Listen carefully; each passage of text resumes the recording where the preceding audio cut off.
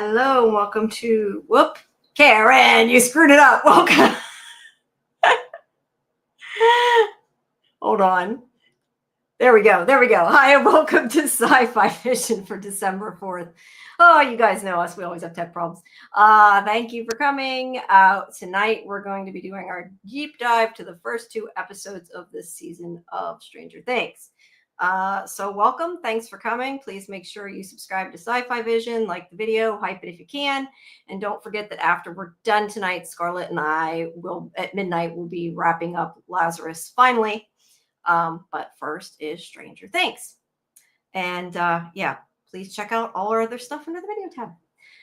Karen, how are you? Are you there? I see a call. Oh, okay. I'm here. I'm just getting my act together here. Is my camera on? Yes. Yes, there you go. You got to tilt it down. Justin says King Steve Harrington is going to die. Steve, which one? I gotta think about it. Which one's Steve? Hair. Steve with the beautiful hair. Oh, wait, Steve. Oh, okay. I see what you're saying. I was like trying to figure out what you meant. Stranger Things. Steve on Stranger Things. No, I know on Stranger Things. I didn't get the hair comment. I got it now.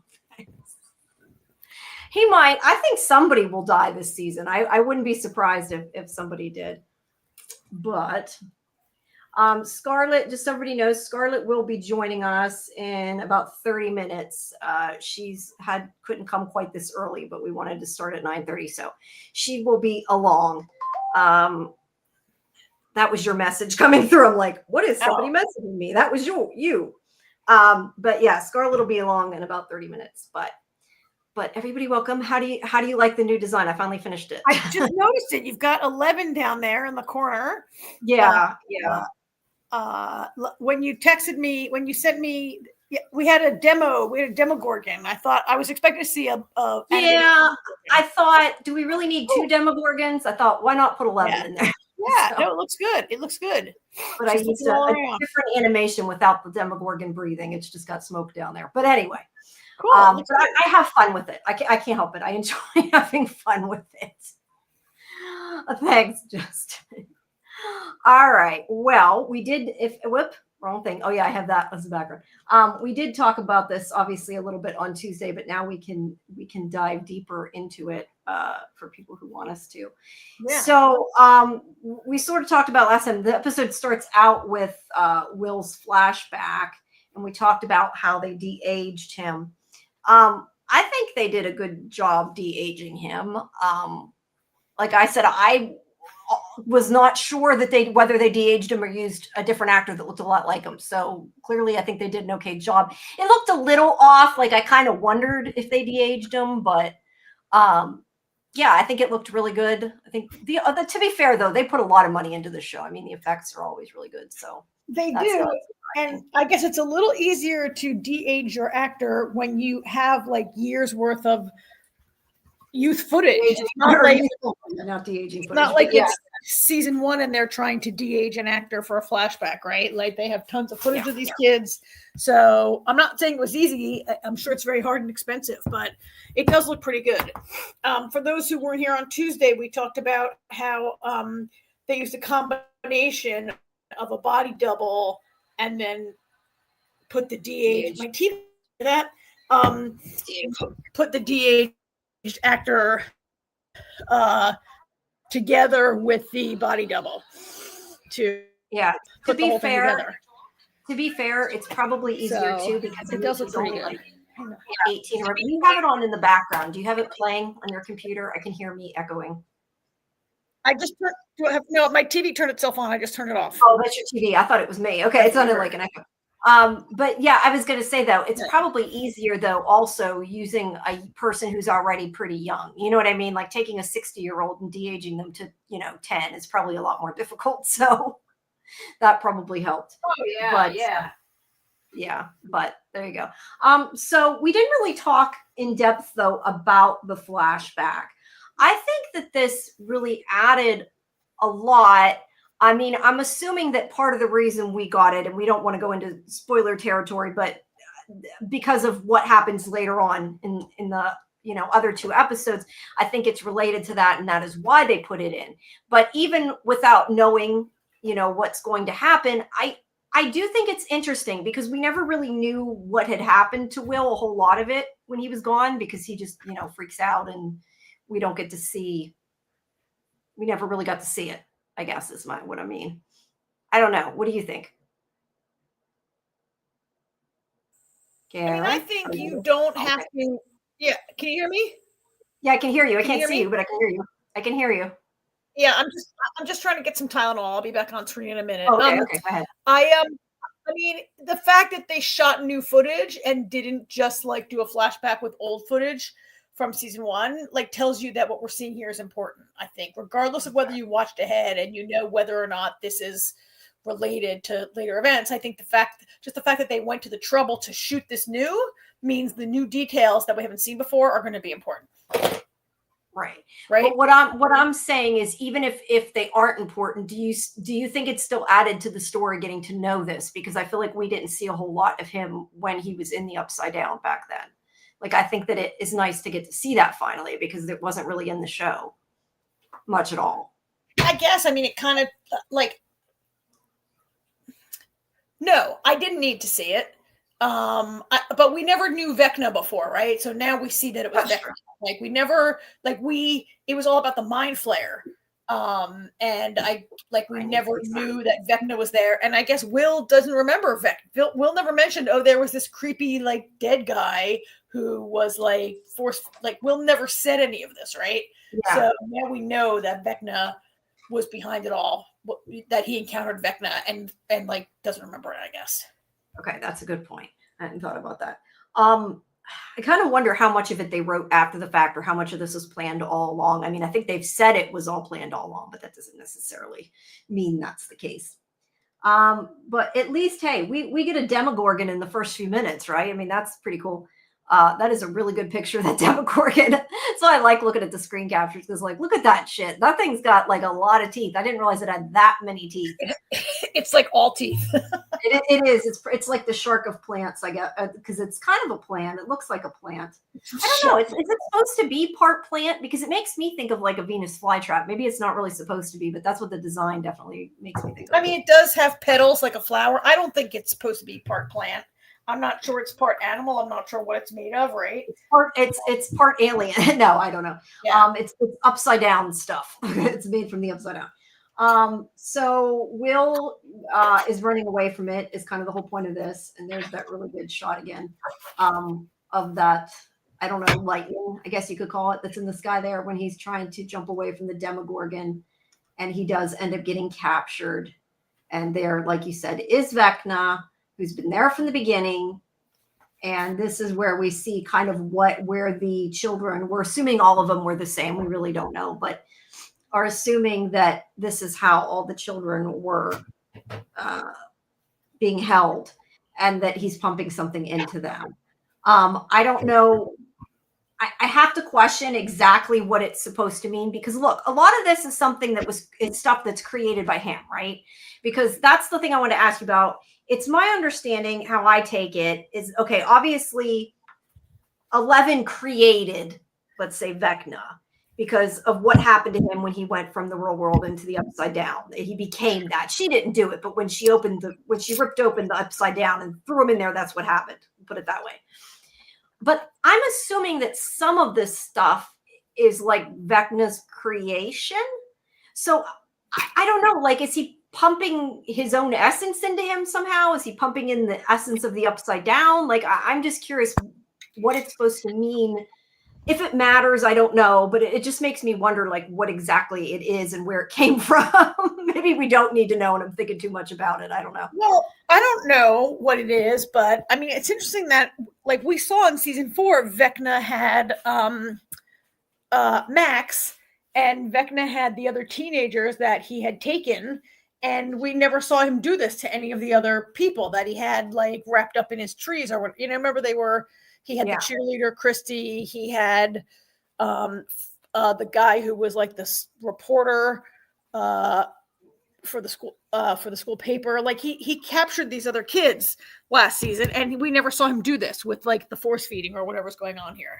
So I don't know what it is, and I don't really want to speculate as to what that juice is. But it seems to be unique to Will so far. Well, but that's what I guess I'm saying is that, like, I'm kind of assuming that he's done that to all the kids and we maybe just haven't seen it yet. Do you not think that's the case? I mean, I know we don't know, and I'm making an assumption, but I just kind of assume, like, why would he only do it to Will? Or is he, maybe he's an experiment. I don't know. Maybe, or yeah, Will. I don't know. Will was the first. Maybe it didn't need, maybe he's refined his process and doesn't have to do that anymore. Or maybe Will was very young. One thing that intrigues me is that, and it did last season, is that Vecna went after teenagers last season. And he goes after Will and Holly. He goes after Will in season 1. He's after Holly and, back to a younger child. Vecna's MO is a little all over the place. Yeah, that's a good point. It is. I mean, if it was the other way around, I would say it was just because he's going after the main characters. But you're right. He switched it from older that's to younger, true. which is a little strange. Yeah, he went after like all teenagers who were like troubled last year, right?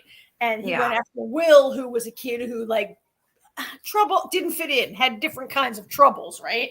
Like Will felt different, didn't fit in. He wasn't like Christy had been in an abusive situation. Fred, was that the school reporter's name? Fred, he had killed someone in a car accident and was very guilty over it, right? Max had wished her brother would die because he was abusive. Like, those kids all were, like, I don't know who Vecna's targeting and why, or if he just changes his mind every season. I don't know. But what he's doing here to Will is not, I don't know. Like, I personally to say, like, maybe he did it to everyone and we just didn't see it, doesn't fly for me in terms of writing. It's possible, but to me that's bad writing because I don't, how I hate to, I know there to be things that happen off screen that I'm told about later. Like, that just bothers me, right? I guess the big thing is then if he's doing something different, why? Because I was going to say doing something new, but this happened at the beginning. This was before. So that's a little strange. And is he doing the same thing to Holly now that he's got her? That we don't know. But I don't know. It's strange. And it also makes me wonder his motivation too, because he could be trying to take kids that are troubled because maybe they're easier to control because they don't fight back. Or, and that's not necessarily true in reality. I'm just saying that could be his reasoning. Or is he taking people that are troubled or whatever because he connects with them? Like, maybe whatever he's doing to them, he thinks in the end would be a good thing for them. You know what I mean? Like, you never know with villains' motivations, right? Like, it could be he's totally insane and he's wanting to turn them into people like him. I don't know. I'm just spitballing, but it could be just about anything. Yeah. I don't know, but he targeted teens that had like, had the 4 kids that he had to do 4 murder. In season 4, it was 4 kids. He needed 4 deaths, and they were all like, they all had unresolved trauma, right? And he was like using their guilt and their pain to get through to them, to lure them, right? And to capitalize on that and use their death to open. Hold on 1 second. Alexa, stop. Alexa, stop. Sorry, go ahead. It was going to keep going otherwise. Go ahead. Sorry. So, he also went after Nancy, although she didn't have trauma. I guess she was just trying to kill him, so he's defending himself. But Will was not a kid I would say Will had some unresolved issues. I don't know if I would call it trauma, right? And Will continues to have unresolved issues. I don't know. And then Holly seems to really be a very well-adjusted child, considering that she lives in Hawkins. Yeah, that's a good point. So I don't know if anybody has any ideas what they think's going on here. It does look to me that he's force-feeding some sort of liquid into Will. Yeah. We will have to, I guess, find out what it is soon. Some nasty crap. Yeah, nasty crap. Okay, there is Holly. Obviously, Holly's a big part of this season. And even from the beginning, she's seeing her Mr. What's it? Mr. What's it? Okay, yeah. Mr. Whatsit, who we do find out obviously is Henry, aka Vecna. But now we talked a little bit about how they're all together now because they were in California. The buyers were in California, and 11 since she was living with them. But they came, or no, she was. Wait, yeah, she was with them, right? I was thinking because she lived with Hopper. How did she end up with them? I'm trying to remember. This is why I probably should have rewatched it. Who? This is why I should have rewatched it. Okay, so what are you asking me? Why they're living together? The Byers family. The Byers family is the one that moved to California. Yes, they moved to California, and now they're stuck in Hawkins. They have no house. They sold their house, and they can't leave Hawkins. So they're staying with the Wheelers. Right. But my question is, 11 moved with them, right? Or am I like completely? Yes, 11 went with them. You're right, B. Okay, thank you. See, this is why I need to do a rewatch. They thought Hopper was dead. That's why I was wondering why 11 was with him. I'm like, wait, but she lived with Hopper. Yeah, you're correct, B. I forgot about that. They thought he died, but he actually went to Russia. Yeah. So this is why they can't. I mean, they'd have to go to California. So if they want to stay, they'd have to be here. But also the whole town has been quarantined. They're not allowed to leave. Everybody's stuck there. So right now they are living with the Wheeler family, and it's, all of them together. Now I know Scarlet had something to see. I don't know a lot about bands, so I can't comment, but I know Scarlet was saying some stuff about the fall. His band t-shirt that can come, she can talk about his fall. Yeah, they're great. See, I don't know. I don't know tons of music, so I have no clue. The fall, I mean, I always forget that character's name, the brother. I want to call him Charlie because Charlie Heaton is the actor, right? But the brother, Jonathan. I mean, Jonathan has always been into music, like from the beginning of the series, right? The fall, I would call, they're British, like 80s post-punk kind of band, right? They're just the kind of music, I guess, that Jonathan likes. It's just one of those little 80s details they get in there. Yeah. Well, the show always does have good music. Yeah. So Joyce is not being a good guest, though. I mean, look, a lot of this stuff is with the family is generally comic relief and not necessarily important to the story. I think this season is the first time that it is, because obviously what happens to the Wheeler family, which didn't, so it's a little bit more than that. But generally, that's what these scenes are about and have been about up until this point. I think that they're very typical of 1980s movies, which were all absentee parents. You look at like the Goonies, you look at something like Stand By Me, you look at the John Hughes films, like that's all about the kids and the parents are absentee. Like Ferris Bueller's parents were clueless. Molly Ringwald's parents were clueless in 16 Candles. Like the absentee parent was a thing in the 80s, and the Wheeler parents are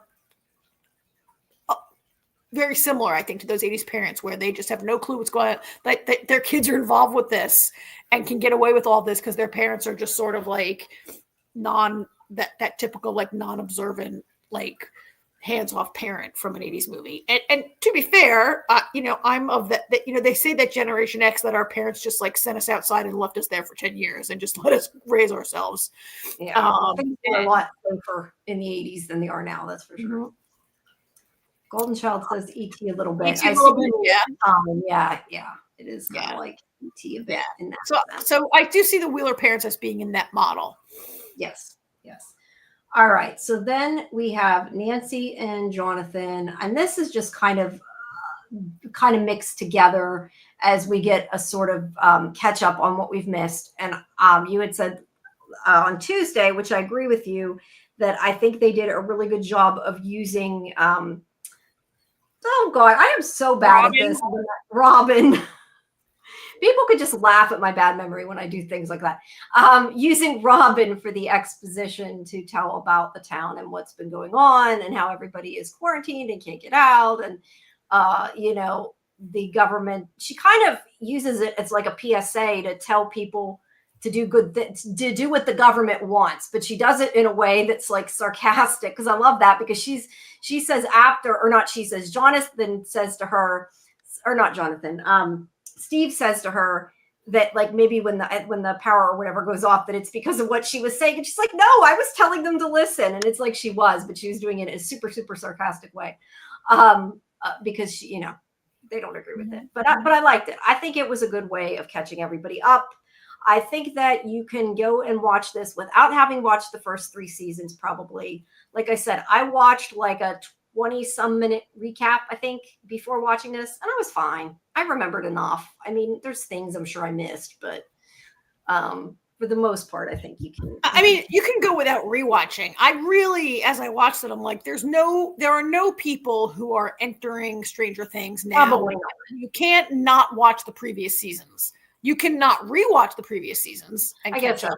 But you can't not watch any Stranger Things and be like, let me just watch this last season, right? Oops, yeah. I guess that's true. I'm looking at that from a point of view of I don't remember it, but I guess I did see it, so there's a difference. Yeah. I would at some point, I think, like to rewatch this as a whole and see how it plays, but I just don't have the time right now. Maybe someday. And there is a picture of the town of Hawkins, and you can see it's walled off. And then there's just kind of a different montage of the kids going to school. We have Dustin, who's having trouble with bullies because he's wearing his, as we talked about the other night, his Hellfire Club shirt, kind of in remembrance of Billy. And yeah, the kids Eddie, in that. Eddie. Where did I get Billy? Who's Billy? Somebody's Billy, aren't they? Wasn't there Billy? There's a Will, but I don't know. I thought there was Billy is Max's dead brother. Okay, I was gonna say I thought there was a Billy at some point. Yeah. No, I already forgot what you said. God, I need to quit. Well, we talked about this when we talked on Tuesday, and I think most of our audience was here on Tuesday, but some weren't. We talked about how you can see that Henderson has grown out his hair to his hair is like Eddie's now. He's grown out his hair like Eddie. He's wearing his Hellfire Club shirt. Like 9 months later, he still really kind of deeply misses Eddie and is still grieving for him. Which makes sense. I mean, he should. And like I said, I think that for the people who watched it and who liked Eddie, they would want them to not just like forget about him. So it works in that sense. I do wonder though if they're going to have more of the Hellfire Club, as time goes on a little bit with the kids, because I think they're still, into the Dungeons and Dragons, even if other people aren't. But he is getting bullied for all this because everybody thinks Eddie is a murderer except for him. And they're picking on him because of it. Well, and they also think Hellfire Club was a satanic murder cult, right? That too. Yeah.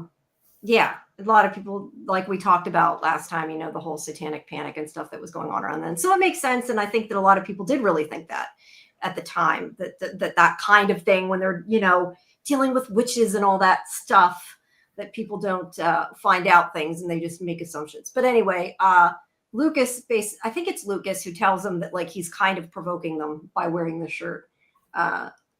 And they think that he's, doing too much. And there's the group of boys. And they have all grown a lot and become tall. Hopper has instructed them we need to like lay low, blend in so we can get on with like the work we need to do and not like draw attention to ourselves. Yeah, exactly. But he is not listening to that. How do you like that poster? That is like an awful picture. It's like a bad yearbook picture. Right? Terrible. Is it? I'm like, is that a drawing? It's like it's a photograph, right? She's up against like a lineup or a brick wall, but it's terrible. Yeah. Well, she had a bad haircut for a while. I think because she was growing in her hair or whatever they were showing. So I don't know. But they are looking for 11, aka Jane. And obviously they're saying that it's a missing child, but it's more the government wants her to capture her. So it's a farce. I mean, because obviously the people that care about her aren't really looking for her. They know she's there. So it's totally inaccurate. All right. So she is training. We get a lot of her training with Hopper and Joyce. And where did I lost her. There to go. Where she's trying to beat her own time in order for her to go with Hopper to the crawl. She wants to start going with him and helping out. And he made a deal with her that if she went fast enough that she could go. And obviously He's worried. He's a father. He totally said that just because he thought she'd never make it. I mean, that's pretty much what it amounts to. He didn't think she'd be able to do it. He should know better. And we did talk about her outfit. Now, I sent you guys that article I found. The costume designer, somebody on the set, I think it was a costume designer, did confirm that that was partially inspired by the Goonies. So that is why she's wearing that weird outfit of her shorts over her leggings. It's almost exactly like the outfit that the James Brolin character wears, Grant in the Goonies. And I've also read that like when Millie Bobby Brown, she's changed her name to Millie Molly Bon Jovi. Now, so yeah, the Bobby is changed to something Holly or Molly but anyway, when she first got a look at the costume design, she contacted the Duffer Brothers and was like, "Are you guys sure about this?" And they were like, "Yeah, trust us, we're sure." Yeah, there's a reason behind it. Yeah, and look, I like it. I appreciate the '80s references, even if I have not seen that movie. Yes, I know. I still appreciate the references. I remember wearing, like, I had a gym uniform I had to wear in high school. We had to wear like the uniform to gym class. And I remember wearing the shorts, like sweatpants, shorts over sweatpants in the wintertime. This was like a real thing. Yeah. Yeah. I don't remember doing that. But I'm a lot older than you are. Well, I know you're not that much older than I am. I just mean, like, I don't remember wearing shorts. I remember wearing stuff that's strange to me now, but not specifically shorts. I think I'm more than 10 years older than you are. Maybe. I don't know. I guess I do remember when it was in to wear a t-shirt over a long sleeve shirt, although people still kind of do that, but it was like in style for a while. Shirts over sweatpants, real thing. And she was like, B remembers shorts over leggings and sweats. Yep. Rocky movies started the shorts over. Yes, Rocky wore shorts over. That's what kicked us off in the 80s, Golden Child. Thank you. Yeah, very, very true. All right. So they overlaid this scene with another woman running through the woods being chased by the general and his forces. And here you have it. Yeah. And they shoot this girl out who's at least 20 years older than 11. And they got this wrong woman. I couldn't figure out, like, they didn't really give us enough. There was a point where I thought, is this person being a decoy for 11? But then I was what I thought too.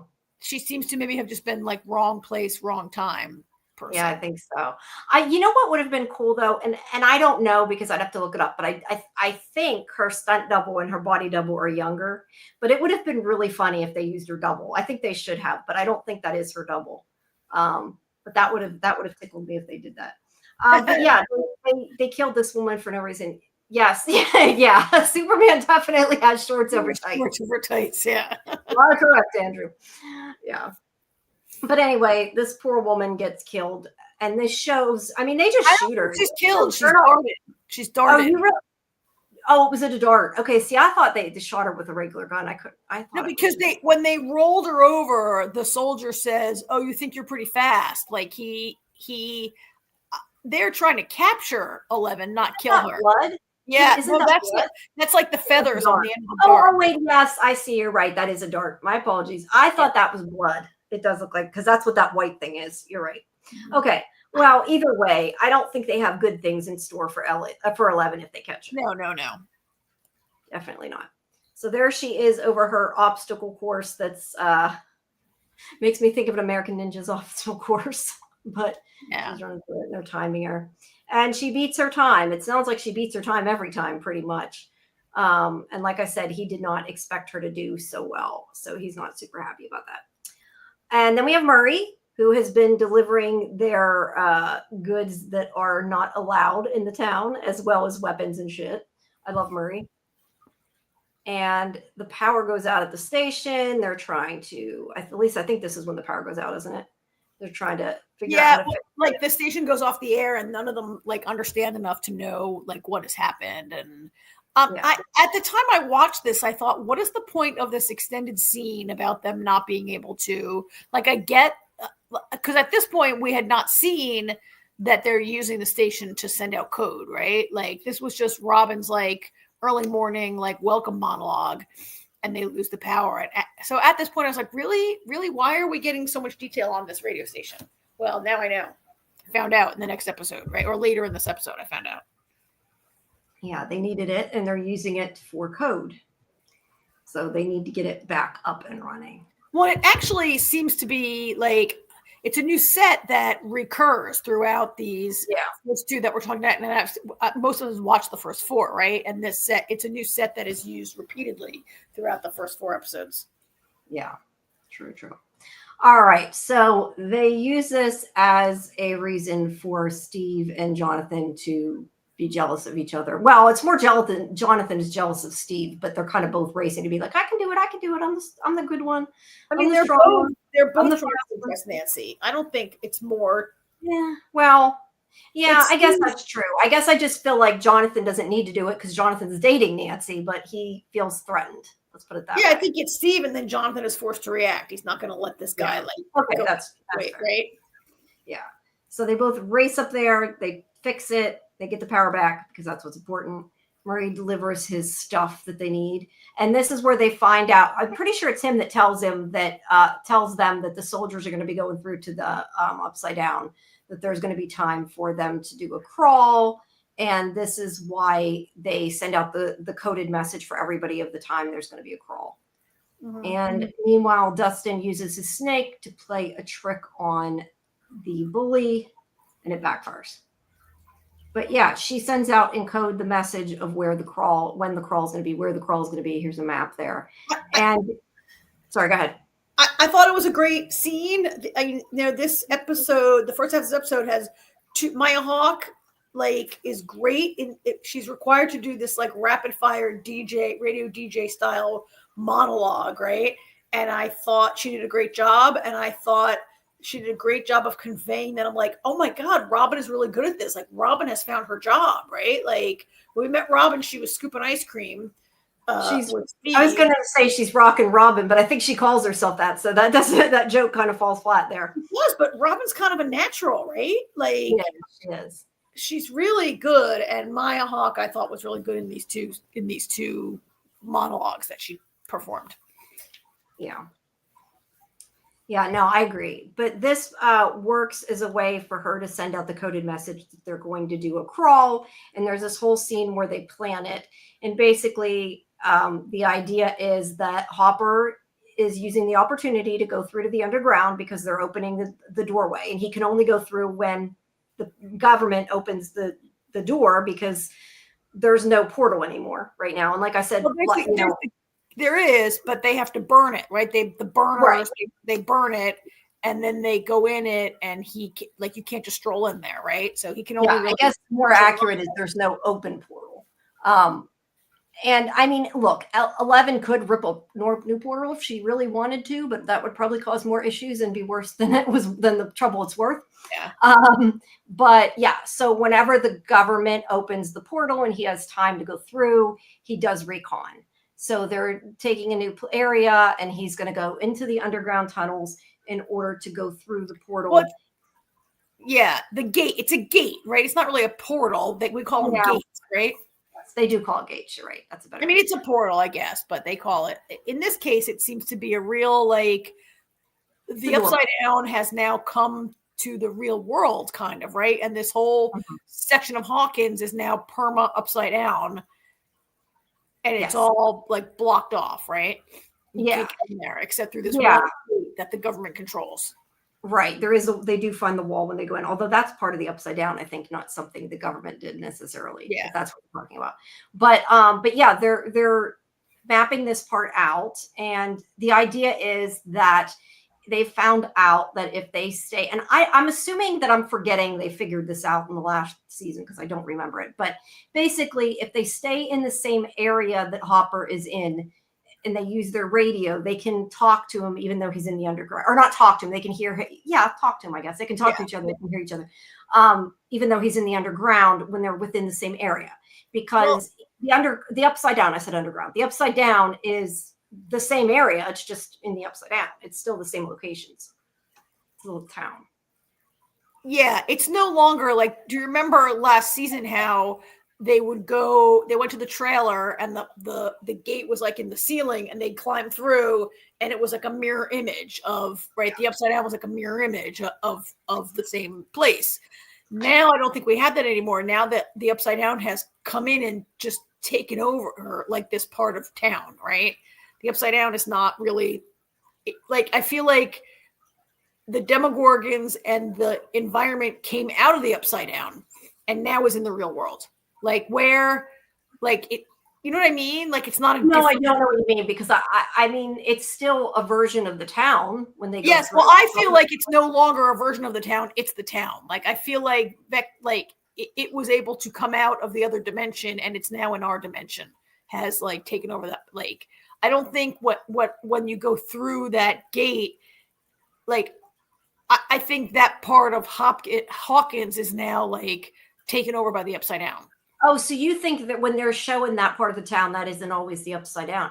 See, I don't think it's a mirror image anymore. I think it's it came out of the upside down and took over our part of our dimension. Right. But you're saying we don't actually see that part of it. Or are you saying that when we do see that part of it, that it's not actually in the upside down? I'm not sure what you're saying. Yes, I think it's not. I mean, it's turned into upside. It looks like the upside down, but I don't know if it's really the upside down. I think it might be it's not a mirror image anymore. Okay, so I want to ask you then, what it would be the point of the gateways then? Because what we see is after Hopper goes through and Ella goes through too. So I'm not sure. Maybe I'm not understanding what you're saying, but as far as I know, what we see is after Hopper goes through. Okay, but why would you have to gate off the whole section of town if you're going into it's just a gate and you go to the upside down? Because I think they don't want anybody near the gate. I think it's to block everybody from the gate. Well, there's also that big crack in the town. I mean, I think it has destroyed a lot of the town, but I don't know how much of it's come through. Maybe some of it has. I don't know, but we don't actually really see much of the town. The only thing we see is that Band-Aid they've put on, and we see a wall that they've walled it off. Yeah, I don't know if any of our listeners have a sense of why, like, a whole part of the town is cordoned off. I know that there's a military encampment down there. It's called the MAC zone, the big MAC. It's called the military access zone, I think it's called, right? And there's this whole area that you're not allowed to go to. And I just, like, previously, like, the gate was under the mall, right? Or whatever. Or it was, like, in the Hawkins lab underground. These gates were not, I don't know. I felt like the Upside Down has come out and taken over part of the town, but I think agrees with this. Nobody sees them going in and out, so that's what I thought. See, I thought that was strictly after they went through, but I mean, it's possible. Look, we haven't seen what the town looks like. They could also be doing it to trick us, and you could be correct. I was under the impression that some of the town was destroyed and that they have it blocked off because it's a military base and because they don't want them near the gate. But you know, that's kind of neither here nor there. We don't know unless they show us for sure. I think the gate to the Upside Down is permanently open, and the military have sealed it, and that's what the flesh wall is. Okay, yeah, that's a good point. And maybe anybody can get through, like how they're putting it through. Really, if there's any stupid kids there, they could take a blowtorch and try to make them go through themselves, right? So it also could be like a safety thing. The gate looks really big, so it'd be hard to hide. Yeah, it's really big. It's like the one that was in the lab in season 1 that they went through. Jen says, I think it's because the intersection of the cracks meet at the library, which is the center of town and where the gates opened.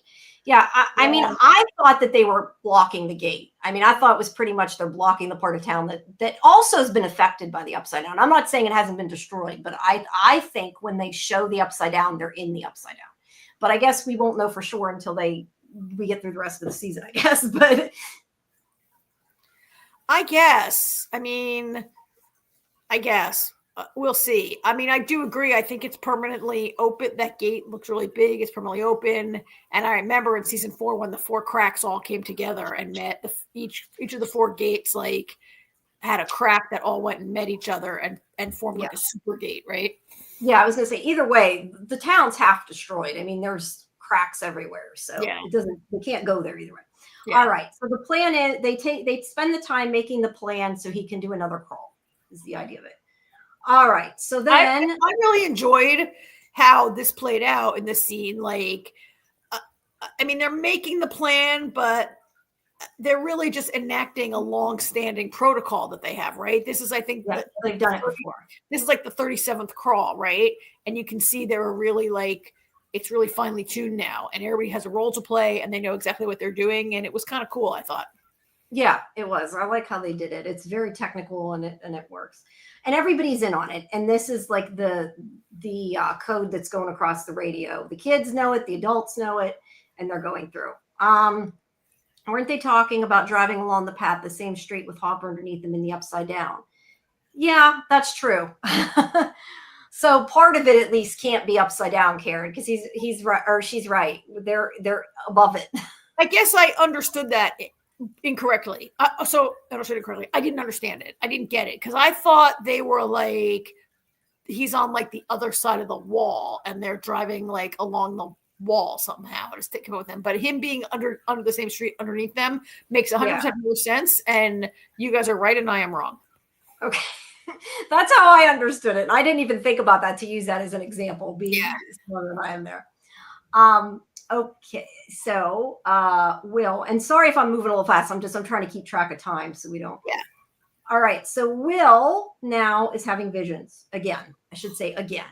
And he sees that we find out after that he is seeing through the eyes of a Demogorgon, which actually is also seeing through the eyes of Holly. I think he's seeing through the eyes of his sister Holly, or not his sister Holly, the other Mike's sister Holly. Yeah. So this is what's confusing. I think he's seeing through Holly's eyes because I think the Demogorgon is seeing, or Vecna is seeing through Holly's eyes. That's why he's seeing through her eyes, right? That part was a little confusing to me.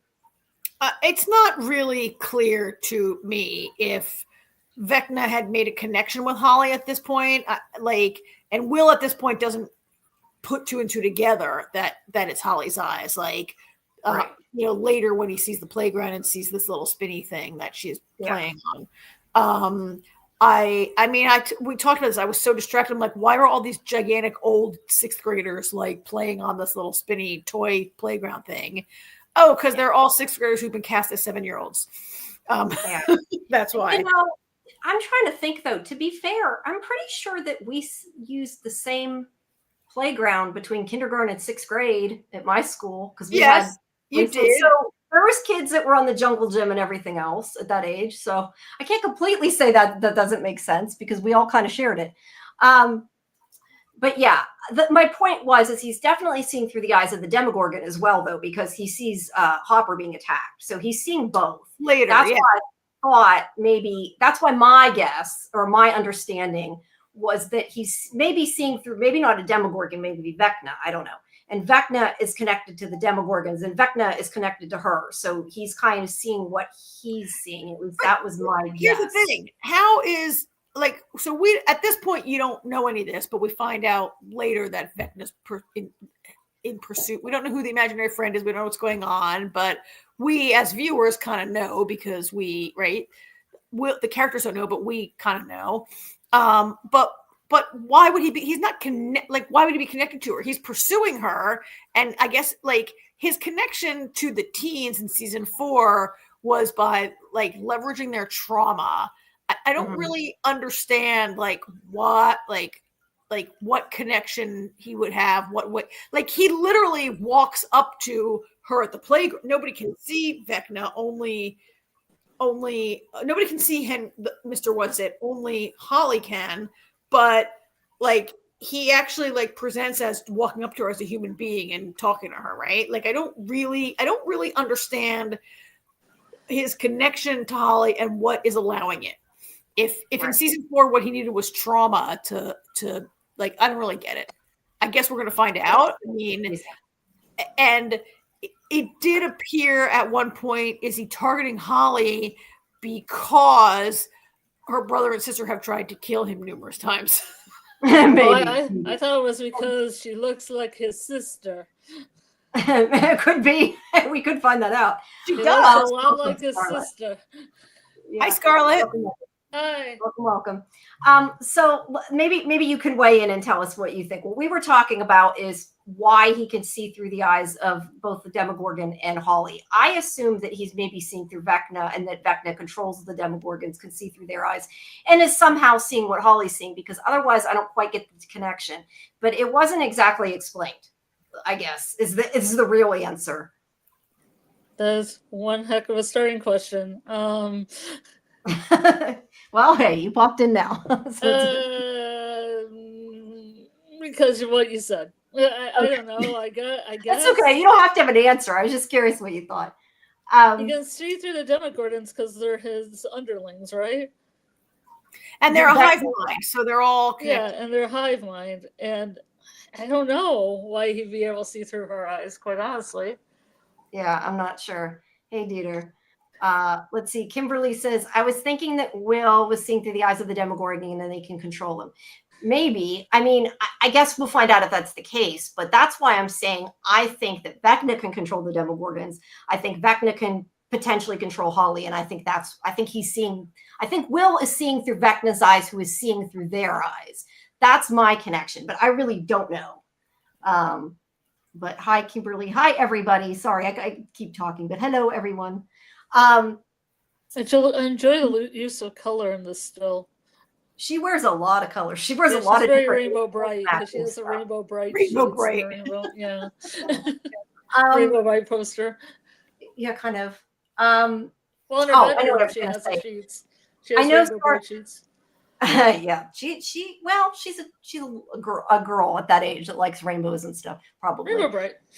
Yeah, rainbow bright. I was going to ask. I know you wanted to say something about the fall, but I didn't know what it was. I couldn't remember. But that's a while ago. It is, but I just meant if you want to interject about that, you can. Is it before or after they climb up the tower? Is this before the tower? This is after the tower. We're past the tower. Well, anyway, Jonathan's wearing a fall T-shirt, and it's from the album Ben and Sinister. And I was talking to Jamie about it, and I was like, the whole problem with me suspending my disbelief of Stranger Things is they're supposed to be a very small town in Indiana. So I'm like, how is he getting the fall merchandise in? Because I liked the fall when I was younger, and I lived in a small town, and there was no way unless I drove an hour and a half to like a big city to go to the only record store that was in that city to buy a shirt. I just don't know how they're getting this merch. Maybe he bought it in California where he lived last year. Oh yeah, maybe. You might be right. But maybe they have I saw the player, whatever it was called. Bill a couple times live out in California. Yeah, okay. Yeah. But the album's called Ben. The shirts from the fall album Ben Sinister, which is funny because the words Ben and Sinister and the whole idea of Stranger Things bending sinisterly. Yeah, true. All right. So I guess Jonathan's like saving song will be like Mr. Pharmacist or City Hobgoblins, which is my favorite one off the album. Nice. It's a cute little song called City Hobgoblin. So, I mean, that's all I really had to say. I didn't hear many people talking about the fall, and I actually really like them. And they had probably about 30 albums. They're pretty prolific. Yeah, very prolific. They're like kind of known as like one of the most prolific bands, British bands ever, I think, right? Yeah. Yeah, they're political, but they're more political about like Thatcher's Britain, not so much the U.S. political stuff. So much Britpop was, and British punk was at the time. Yeah. I'm glad you know of them because usually when I talk about music, I'm just the person who knows nothing about music. I mean, I know a lot of the music, like if I hear it, because obviously I was around in the 80s, but I don't know about bands. I've never been a big music person. I don't know about, bands now very much. So, yeah. I mean, I know what I hear about like stuff like Taylor Swift and super popular things. That's about it. So I'm not the person to ask. Yeah. But it was cool because I like the fall. So it was cool. There was a little shout out. Yeah. They do have good music in this. B says, I love there's American Tail. An American Tail poster in her room. It was big when I was in 4th grade. The little mouse spent time would be searching for his family. True. I remember that movie. I remember liking that movie. How do people get that stuff? She has a little Alf poster too. Where do you get those? I never had any of that stuff in my room. Alf? I had tons of Alf stuff. Really? Yeah, I had a stuffed Alf. It it got used a lot. It looked kind of gross, I think, by the time. Ew. What were you doing with it, Jamie? It's like I used it, hugged it or whatever at night. Okay. I don't know how small this town really is. I mean, they had a massive mall that is gone. Yeah, now. that too. It doesn't seem to make any sense.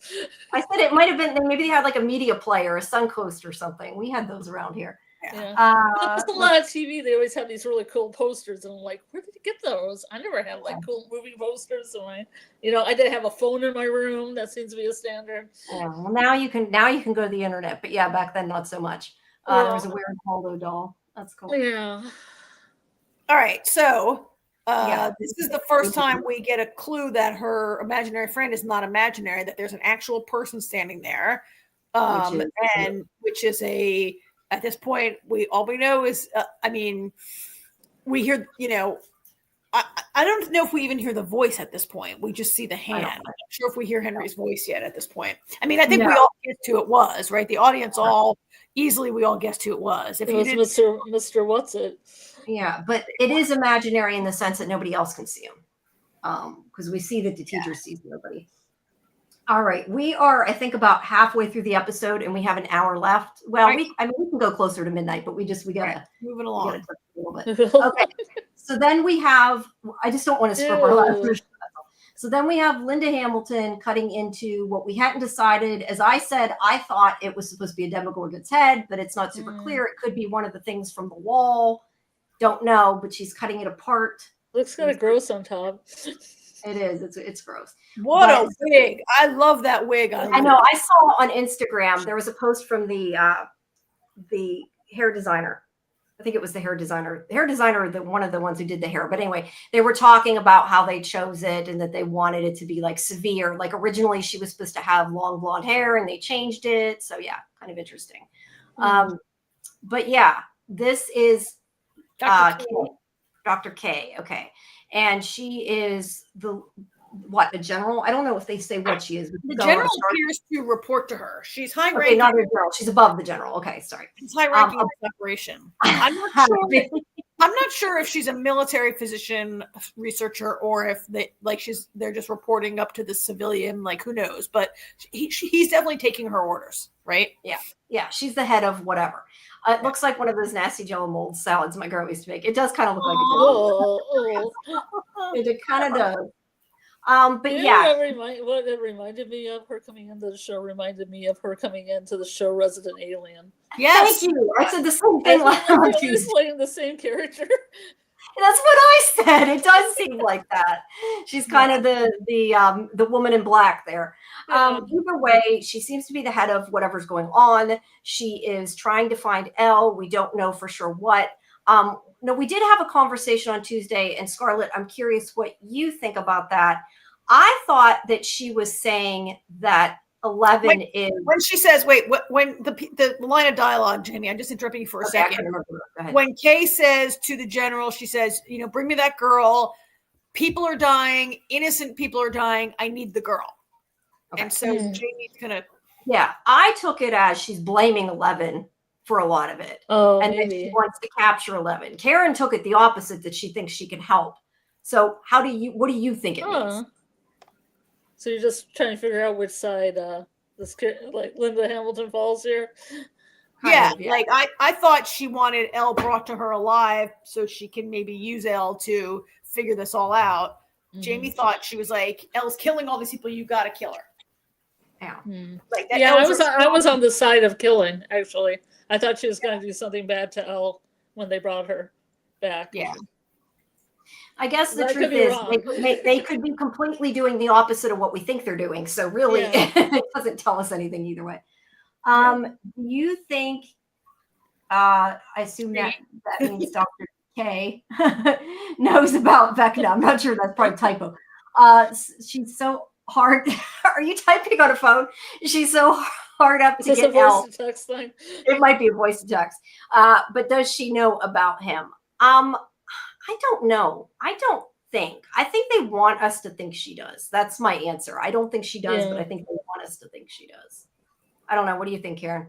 Well, Jen thinks I think she's out to get Elle, which I thought was weird since she's in the Upside Down. How does she not know about Vecna? That's Yeah. a good point, Jen. Her office is inside the Upside Down, right? Uh-huh. Like she works inside the gate. So that's a really good question. If you're inside the Upside Down and there are like Demogorgons everywhere, how do you not know about Vecna? Unless Vecna has been laying low. I mean, up to this point, there's a point in this episode where Steve suggests he's like, why are we even doing the crawl? The last time we saw Vecna, he was shot and set on fire and fell 3 stories. So, and we've seen no sign of him. Like, how do we know he's alive? Like, this is, I think, the 37th crawl, and they've never seen a sign of Vecna, right? Oh, guys, ignore that. That's okay. It's hypnotizing me.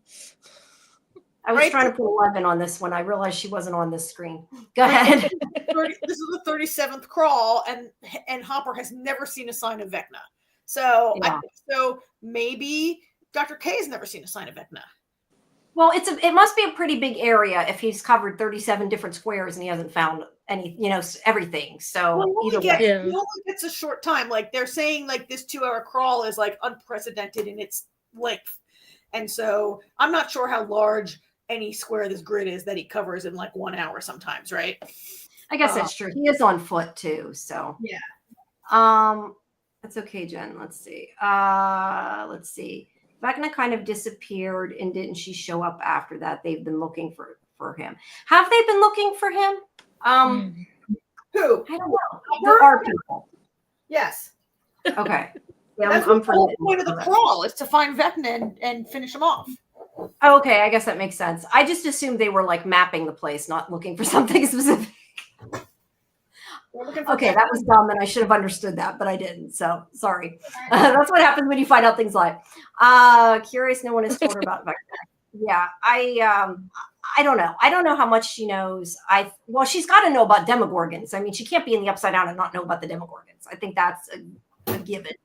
At least in my opinion, I think that she probably knows that. She might think the Demogorgon's answer to L. She might, yeah. I mean, we don't look. She might, for all we know, she might capture Elle, and then Elle will be like, "I'm not doing this," and then she'll be like, "Well, I need your help," I thought she wanted to capture Elle. They know Elle has powers. They know Elle.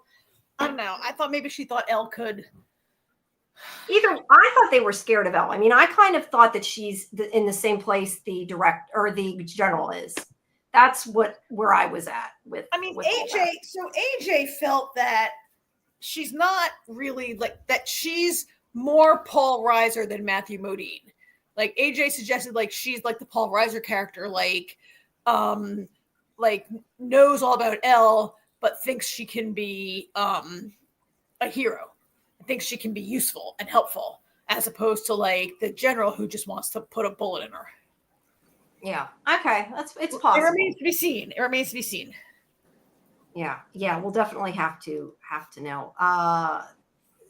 Jen agrees with you that maybe Dr. K thinks she controls the Demogorgons. Either way, we haven't seen her really. I mean, we've seen her be around I guess they're not Demogorgons, whatever they are, the tentacle thing. Oh, that's later. Never mind. That's later. Forget I said that. Okay. Sorry. Most people, I think, have seen the next 2 episodes, but have you seen all of them, Scarlett? Have you seen all 4? No, I just did the homework. I just watched the first 2. Okay. Well, okay. Then I'll put up. My phone's ringing. I'm gonna just. Oh, I thought that was one of Scarlett's sound effects. Oh, that was a bell or something. That's funny. All right. So Hopper, how did I suddenly get? What the heck just happened? Did I switch the picture? Oh, he's not in the Upside Down yet. I'm sorry. I was going to say, I'm like, how did she get there? They're not in the Upside Down yet. She follows him in the tunnel. She is trying to get to the Upside Down, trying to talk him into letting her go with him. And he's like, no, not, you didn't beat your time yet. And like I said, I think like he never really thought she'd beat that time. That was just a, arbitrary number that he used in order for her to not go with him by him saying it was too dangerous. To protect her, yeah. And that's also why he didn't admit that she beat the time, because then he has to either tell her no and break his promise, or has to let her go. So she is pissed, basically. Yeah. And Joyce here is telling him, maybe you should let her go. And look, I said on Tuesday, I get that he's a father. He's worried like a father. I mean, he's not her real father, but Yeah. he's her father now. And for all intents and purposes, he's her father now. He's worried, doesn't want her to go. Joyce is kind of saying maybe she could. I think personally it makes sense because she's the only one that has powers and she can protect him. But I think it was you, Karen, that said that Joyce is kind of hypocritical. Was it you or AJ? Somebody said it. I said that. Yeah, the Joyce is pretty hypocritical because she doesn't want Will son to participate. to be involved in any of it. So yeah. And Will, he's always been able to like sense when the Upside Down is active, when the Mind Flayer was coming, when Vecna's coming, right? He has these he can be very useful and she won't allow him to participate, but she's telling Hopper that he should let his child participate, right? Exactly. It is kind of hypocritical. I do think, also Elle's 15-ish, right? And like, this is a very 15-year-old kind of behavior. Like, you promised, you said, I hate you. This is so unfair. Why are you ruining my life, right? Like, this is very... reminds me of Buffy's younger sister that was always like, I hate you, I hate you, I hate you. Yeah. Why do I have to stay home while you go on patrol? Yeah, she wants to go along. All right. And then we have the stuff about the kid getting scared from the snake that Dustin has put in his locker, which I get why he did it. I do, but it was very dumb. He basically signed his name. Like, he wrote Hellfire Lives inside the locker. How did they get the snake in there just to hang like that? It's just hanging from that coat hook that you have in your locker, right? Remember you had a little hook you could hang your coat on? Yeah, but it's a snake. Wouldn't it just move around?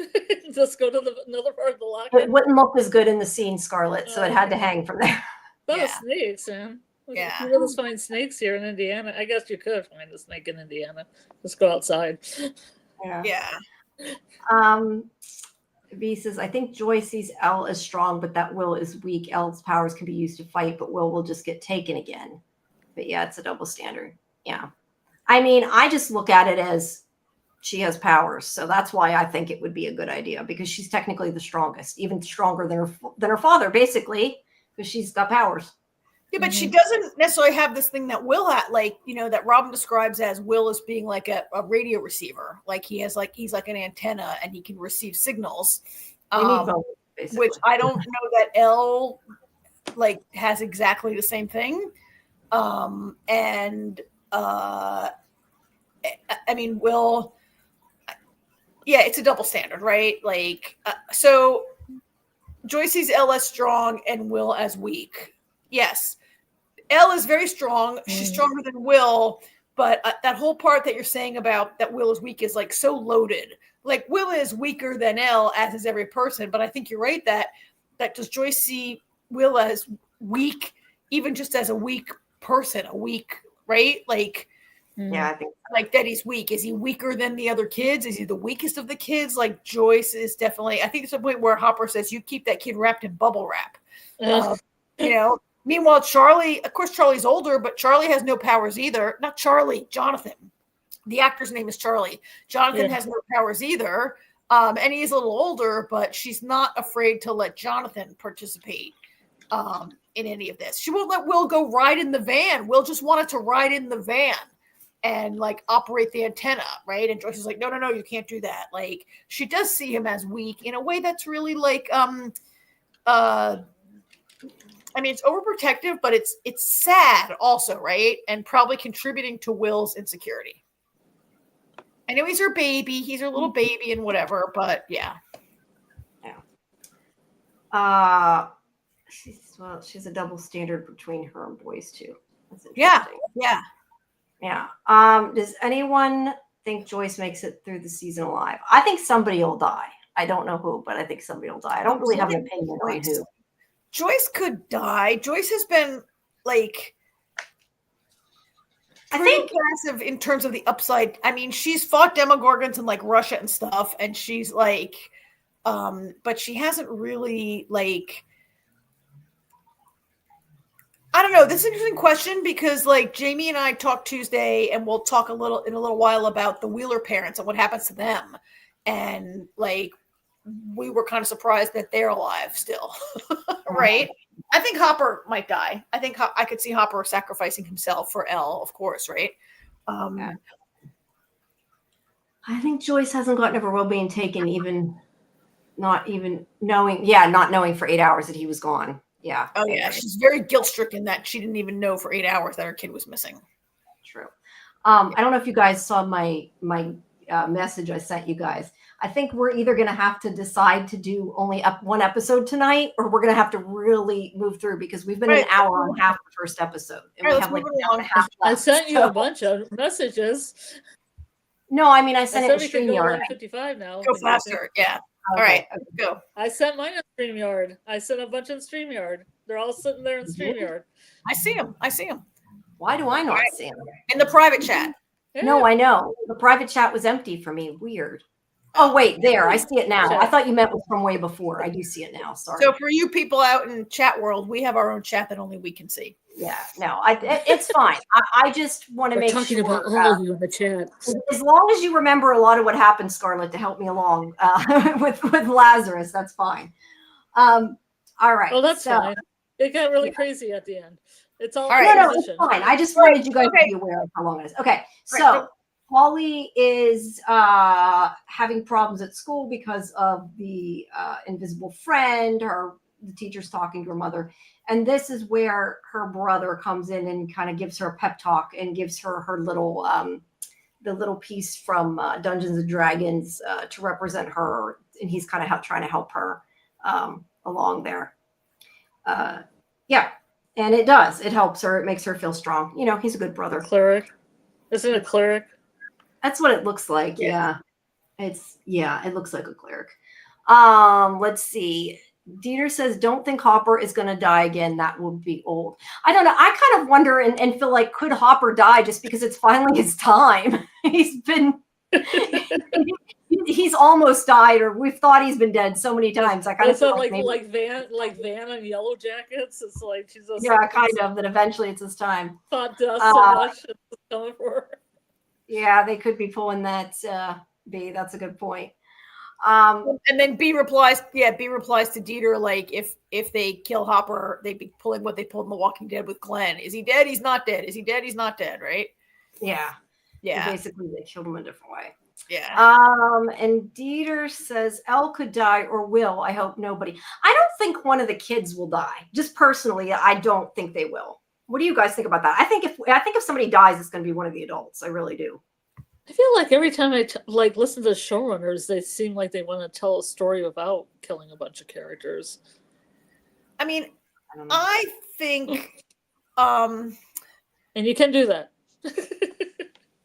I think it's funny because there's a part of me that I feel like that's not the show we're watching, that one of these kids is going to die. I feel like this show, and yet so many kids have been killed on this show who are not main characters. Like they're really not against killing lots of kids. But I think these characters might be plot armored. That's kind of what I think. Hopefully they don't pull that. Hopefully they don't pull that like having a character on that's just going to die thing that a lot of shows do. Yeah, I mean they could. I just don't see it happening with the kids. I think it's more likely going to be one of the adults. I don't know. I could see Hopper. Look, I don't want any of them to die. I'm just I could see her stack. Yes, I definitely could see Ellen 11. Joyce. Oh, Joyce. Yeah, Joyce could sacrifice. So I thought she meant 11. I could see either one of them. I don't think they'd lose Winona Ryder. Well, but it's the end of the show. That's true. But I mean, they have the animated series coming up. It's going to be. They have what? They have an animated Stranger Things animated series coming up this year. But is it a continuation or is it like? I don't know, but if it's a continuation, you're going to want Winona in there. Maybe, but it could also be like it takes place before too, so it's strange and hard to tell. I don't know. I think it's going to be one of the adults. That's just my own personal opinion, but we don't really know. We'll have to wait and see. Hopefully nobody. All right. So meanwhile, back on our television set. Yes. So Will and Lucas. I don't know why they show that picture, but that is a drawing that that Max made at the end of last season. There's a short scene where where Lucas and Max are communicating by writing so that Vecna won't hear them. And he asks her out and she makes this little drawing to show the two of them going on a movie date together.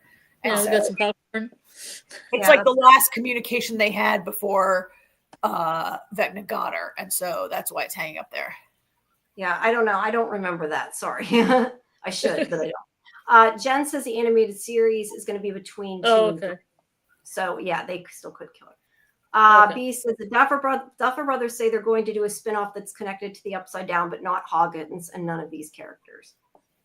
So they make us wait 3 years and then they're going to do another show anyway. Jeez. Not that I'm complaining. I'm happy to see another show, I guess, but it's just kind of funny. But originally, didn't they want to do an anthology series anyway? I don't know. Because they were going to just have season 1 be season 1 and then season 2 was going to be different characters. Interesting. But no, I didn't know that. Upside down. It's probably what they wanted to do anyway. All right. To do it now. I don't know. We have a lot of scenes in this episode of Lucas sitting at Max's bedside throughout these 2 episodes. They are poignant, but nothing happens. Right. That's good lighting. Right. I think it's just to keep her involved in the story. Yeah, good lighting. That's a nice lighting. It Yeah. looks like the spirit's raising from her body, and then it looks like a hand's grabbing onto him. Is that foreshadowing? I don't know, but yeah. But we can just zoom over these. All right. So then we have this scene with Robin and her. I don't know if she's her girlfriend or she's just dating her. I'd probably say her girlfriend, but she's dating this. Got the hots for. She's finally dating Vicky. Yeah, Vicky, and Will sees them kiss, and they're not necessarily telling anybody that they're together. We talked about on Tuesday how, especially back in the 80s, kids didn't come out that often, and that this is not something that necessarily people talk about a lot back then. So I mean, I think these scenes are good, and I think that it's I think it plays well. And obviously Will is probably, I'm assuming, going to talk to Robin because he's discovered that he has feelings for Mike and he doesn't really have anybody to talk to about it. So I'm guessing he's going to be talking to Robin about that. That's what I think. Anyway. I mean, he's probably doesn't know any other gay people. Right. And doesn't, as you said, doesn't have anybody to talk to, doesn't have anybody to who even understands this experience. So it would be huge to be able to talk to Robin about it. Right. Yeah. Yeah, definitely. Yeah. All right. So then this is where Dustin goes to Eddie's grave. There's blood all over it. I forget exactly what it says. They wrote, I forget something what about burn in hell. Yeah. And it's in the blood of the snake. Was it actually his snake or did it belong to the school? Because I wasn't sure. He appears to have been a school pet. It was in the school. They said it like it was his pet. If you do, it's probably Karen's fish or turtle tank, but I don't hear it, so I don't know. Oh, it's probably I heard water. Yeah. Do you hear it also? Sorry. I guess today because I don't hear it, but usually I do. Dieter, I have a 100-gallon tank that my turtle lives in, and this time of year I get a lot of vibration, and so you hear the gurgling. I'm sorry. I can go on. If it's distracting, I can go on mute. No, I think he probably just wondered what it was. All right. Bad that it was school property and a pet. And that's kind of what I questioned. I was and a living creature that was killed. Yeah. Yeah. Either way, they killed the snake to upset Dustin, and now they. I was hoping we were over this part by now because I don't like people who kill animals like this. No, I don't either, and I didn't like that. Even a snake. So yeah, they beat him up, and then we have, and that's just pretty much it. They thought someone was peeing. No, we're not peeing, Dieter. Not on air. No, but if you have to pee right now, that's why. I'm sitting on the toilet right now. So Elle is reunited with Mike. They spend some time together. They talk. To be honest, I don't even remember what they talk about. I don't think there was anything important, was there? It doesn't matter. It's just the lighting's beautiful. It is. The light is beautiful. Whatever they talk about is whatever. Oh, the crawl, blah blah, whatever. Yeah. Yes. So meanwhile, they're getting ready for the crawl. They're connecting with Hopper as he goes across into the upside down. I keep wanting to say underground. there she tells him goodbye. He goes in. All right. And then meanwhile, Holly is in her house. And okay, they must be going back and forth between the two. This is Hopper going in. And let's see, they burn the gateway. He goes in, and then they lose communication with him, which is kind of what this whole scene is about, them trying to get the communication back. Elle and Joyce flipping out because they can't talk to him and they think something's wrong, which they don't really know what's going on. And then Will starts to get that creepy feeling in the back of his neck, and he can see through the eyes of the Demogorgon. Now, it's also interesting to note that he can see through the eyes of the Demogorgon in the Upside Down. It's not even in our world. This is the Demogorgon that is attacking the truck that Hopper is in. And he sees it as it happens. And they do go into the Upside Down. But yeah, Will passes out. And meanwhile, Hopper is stuck there. He does get out of the truck at least, so the government or the soldiers don't see him. But that's about the extent we get. And like I said, yeah, they're worried about Will because he passed out and trying to find out what happened to Hopper. And that's pretty much the extent of the rest of these scenes, are just them going back and forth. And then we have the last scene with Holly, which is the other important scene we need to talk about, which is her family and her are attacked by a Demogorgon. It just ends with her ceiling being ripped apart. I shouldn't say they're attacked yet. It ends with her ceiling being ripped apart by this Demogorgon. And that is where the episode ends. All right. So let me switch to the next pictures. Give me 1 second. Anything else about this episode before we move on to the next one? Karen, do you know anything about the first shadow? Did you see anything about that or read anything about that? It's a prequel play for Stranger Things. No. I didn't realize it was a prequel. I've heard of the play because I saw press releases, but that's about the extent of it. No. I happened to see it. It was like some of it was being shown on a watch party that I looked at, and I was like, at first I just made a joke about like, well, Stranger Things looks like it has less of a budget because it was a theater play, but then I was like, oh, this is a theater play about Stranger Things. Okay. Oh no, but you just reminded me that when I was in Las Vegas 2 weeks ago, I was in some casino. What casino was I in? Was it in Planet Hollywood? They have a Netflix themed restaurant in Las Vegas. And the menu, they have a whole section of the menu that's all like Stranger Things food, and then they have like other Netflix show like themed food or whatever. But I couldn't go inside and look at it because you have to have a reservation and buy food. You can't just go in there and look around, right? They don't want a bunch of like gawkers taking pictures so I didn't go in, but I did see the menu, and it's all like that. A bunch of like. Did you say it's Planet Hollywood, or it's like Planet Hollywood? Well, there's a Planet Hollywood casino, and I think it was in that casino. Oh, okay. Because I was going to say, I remember Planet Hollywood had different things in it. Is the Netflix restaurant? No, I think it's in the MGM Grand. Actually, is this big Netflix restaurant in the MGM Grand? Either way, it sounds cool. You should have went and taken pictures. Get a reservation next time. Yeah. I'll get a reservation and eat in there so I can show pictures to you guys. All I remember is Planet Hollywood. At any rate, their food sucked. That's what I remember. This play is canon, according to Jen, and B thinks it's all about Henry. So it's like the Henry backstory that we saw a little bit of last season. In season 4, there's a lot of Henry flashback. But there's 2 different versions. There's a UK version and a US version, and they vary. So hopefully they're all canon. I mean, do I want to see a play about a little kid who was like basically a serial killer and tortured animals and then killed his parents and his sister and then became a demon? Well, you see him torturing a cat, but it's behind a scene. It's shadow. So thank God for that. And the special effects look really good. I mean, the special effects, people disappearing and stuff, it's a lot of practical stage work. It looks really good. That's cool. Yeah, so it sounds like it's before he becomes a serial killer. It starts in 1959, I do believe. Interesting. 59. To be found on YouTube, according to B. We'll have to look for it. I want to see it if it's available. But if there's 2 different versions, that's even more interesting. Like, are they the same? Don't know. No, they vary. A couple of the scenes are different. Okay. Well, meanwhile, back in episode 2, talk about an interview that gives some of his backstory. Okay, J.B. Campbell. All right.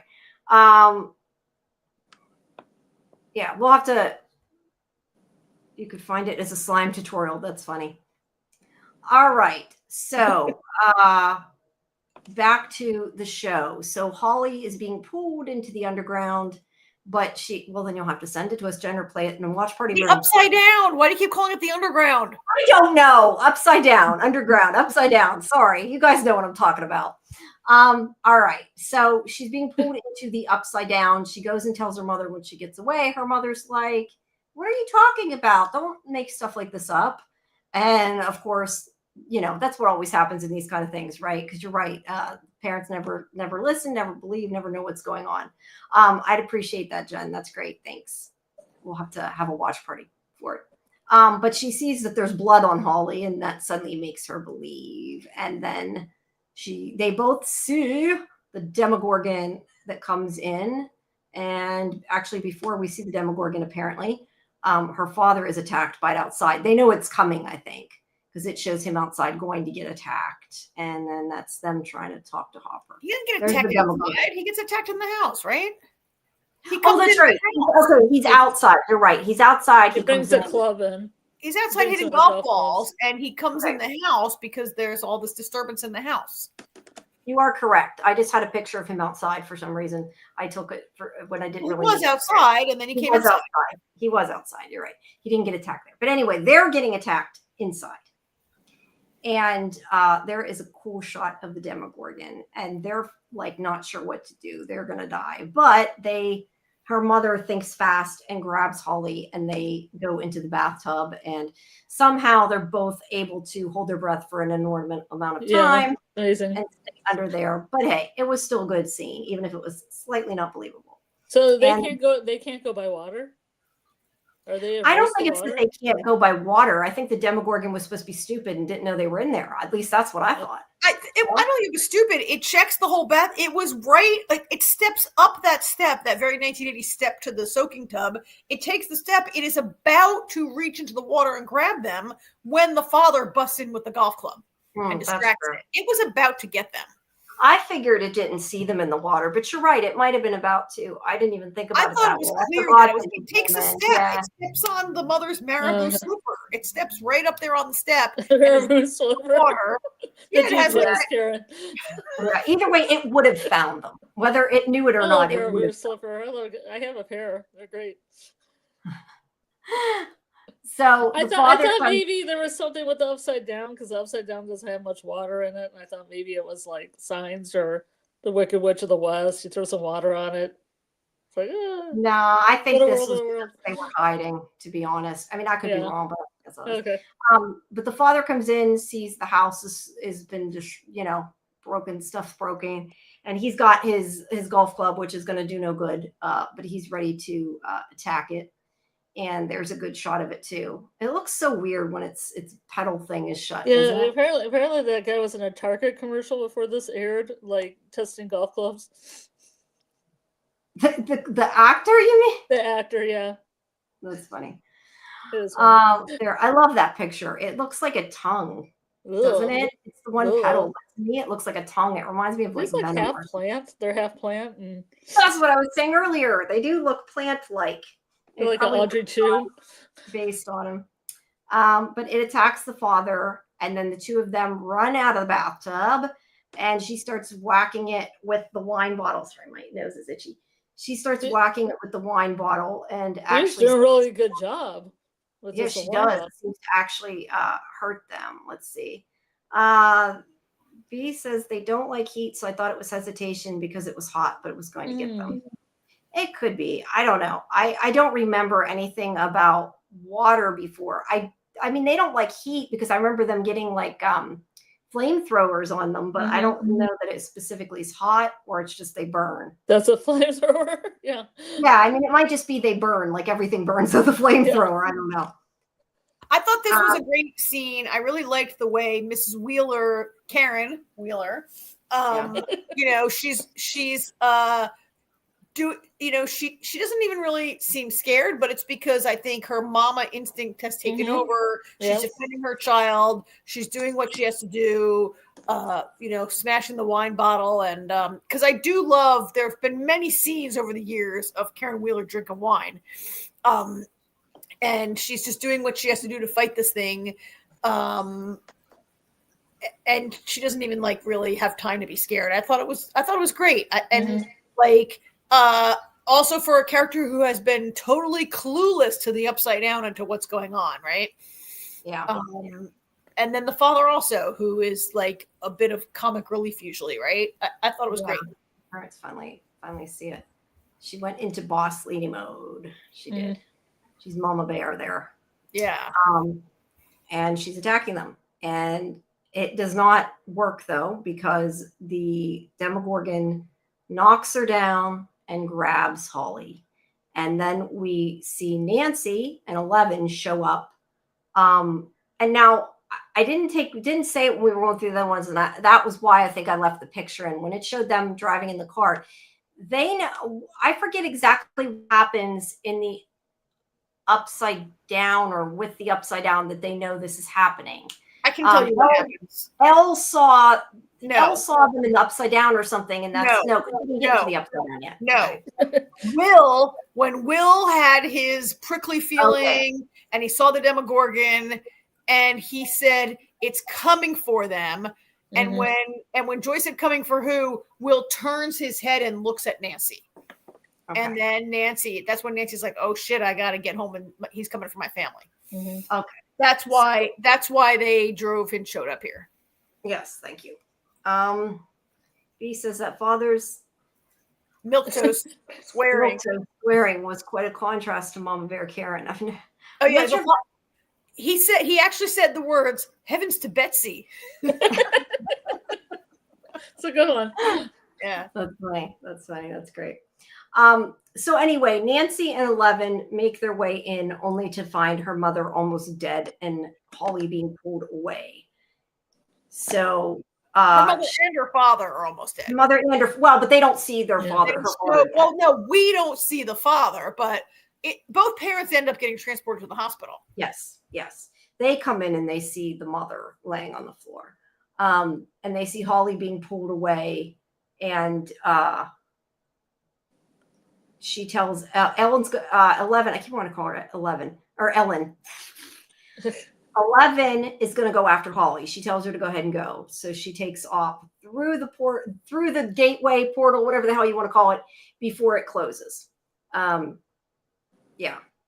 So that's how she gets into the upside down, and will of course meet up with Hopper. He also says, "Holy smokes!" That's funny. So yeah, their parents get rushed to the hospital, both the mother and the father. And Nancy and Mike, of course, follow them to the hospital and are very distraught with good reason. Now, a lot of this is kind of all the same conversation to me. I don't remember a whole bunch of anything being important. It's basically this conversation between them where Nancy thinks that they should have done more because they knew that something could happen with Vecna and everything. And, Mike's trying to tell her it's not their fault.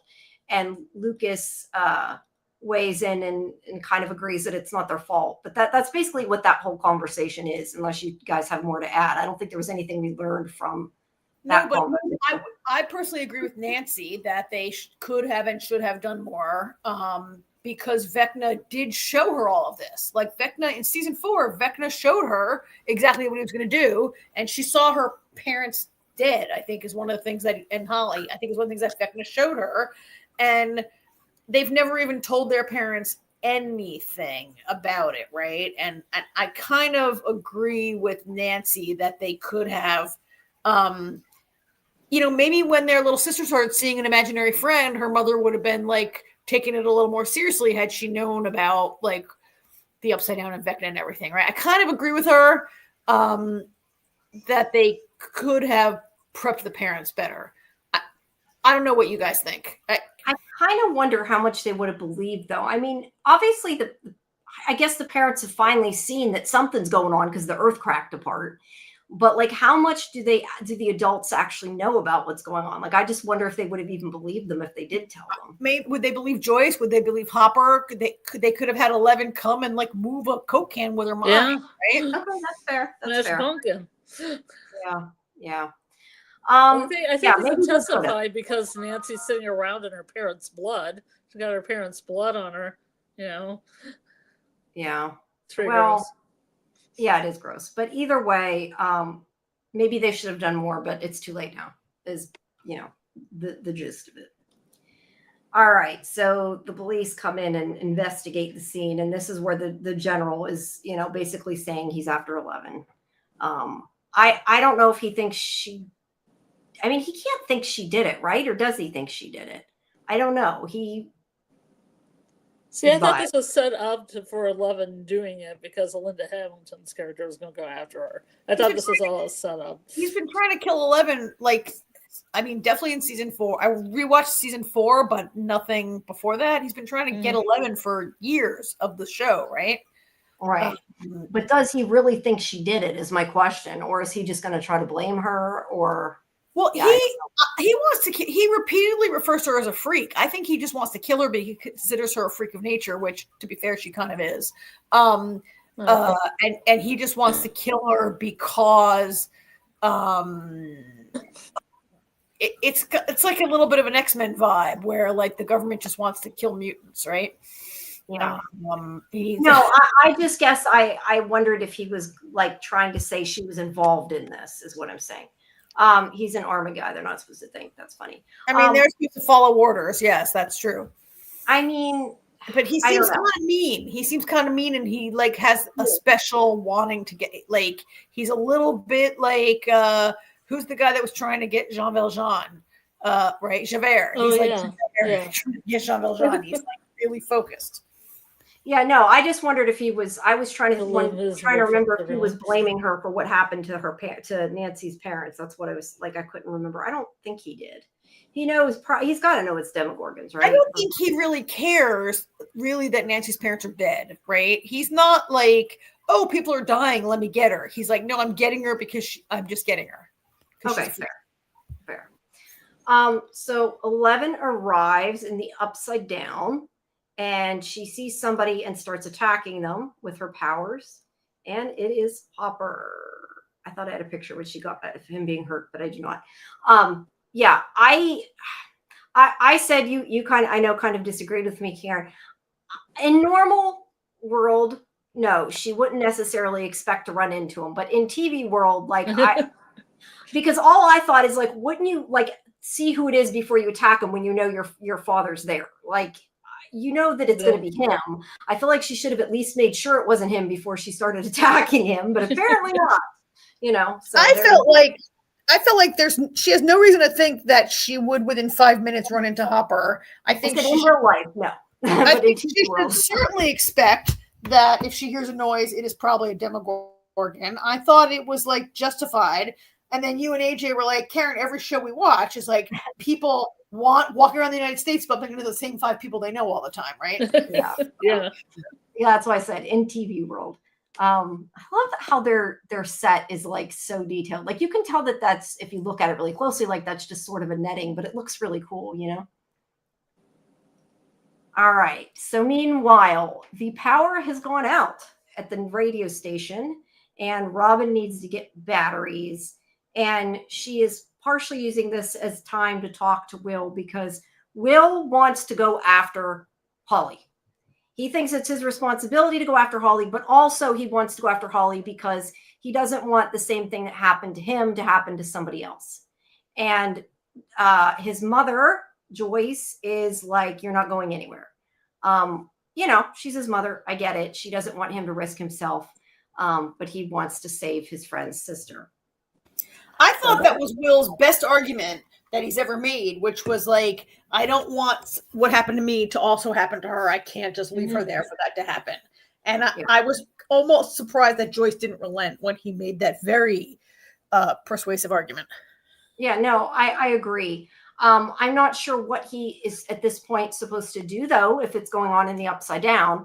But other than we find out that they did have this discussion that he's probably like a radio receiver and he can, figure out what's going on. And this is where I think this might be where they talk about it being a hive mind. I don't know, but he's getting signals. He's finding out what's going on and he wants to help is the whole deal with it. And then they have another flashback with him getting his feelings years Spidey ago. sense. I like that shirt. Beam me up this place. I don't know what it says though. Beam me up this place. I don't get what it says, but it's kind of cool. I think it says beam me up. This place is crazy, or this place is nuts, or something. It's cut off. Oh, okay. So I'm Oh, just that not just saying. said beam me up out of this place. Okay, I guess. It says beam me up this place. I think I noticed it during the show. It says this place is. Yeah, I couldn't remember what it said. Okay, well that makes slightly more sense. This place sucks. B agrees. It says beam me up. This place sucks. This sucks. All right, fair enough. Well, it's a cool sweatshirt.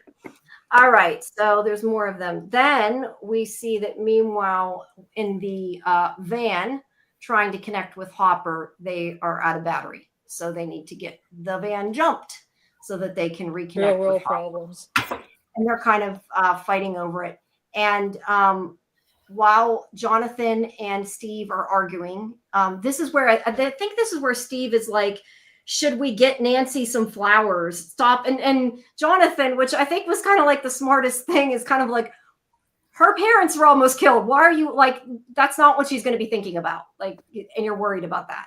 Well, and also I appreciate the gesture of him saying maybe we should get her something, but like, that's not really what she needs right now. Well, and Jonathan says we have to stick with the plan. We have to stick with Hopper. You can't just like go to the hospital, either, right? Yeah.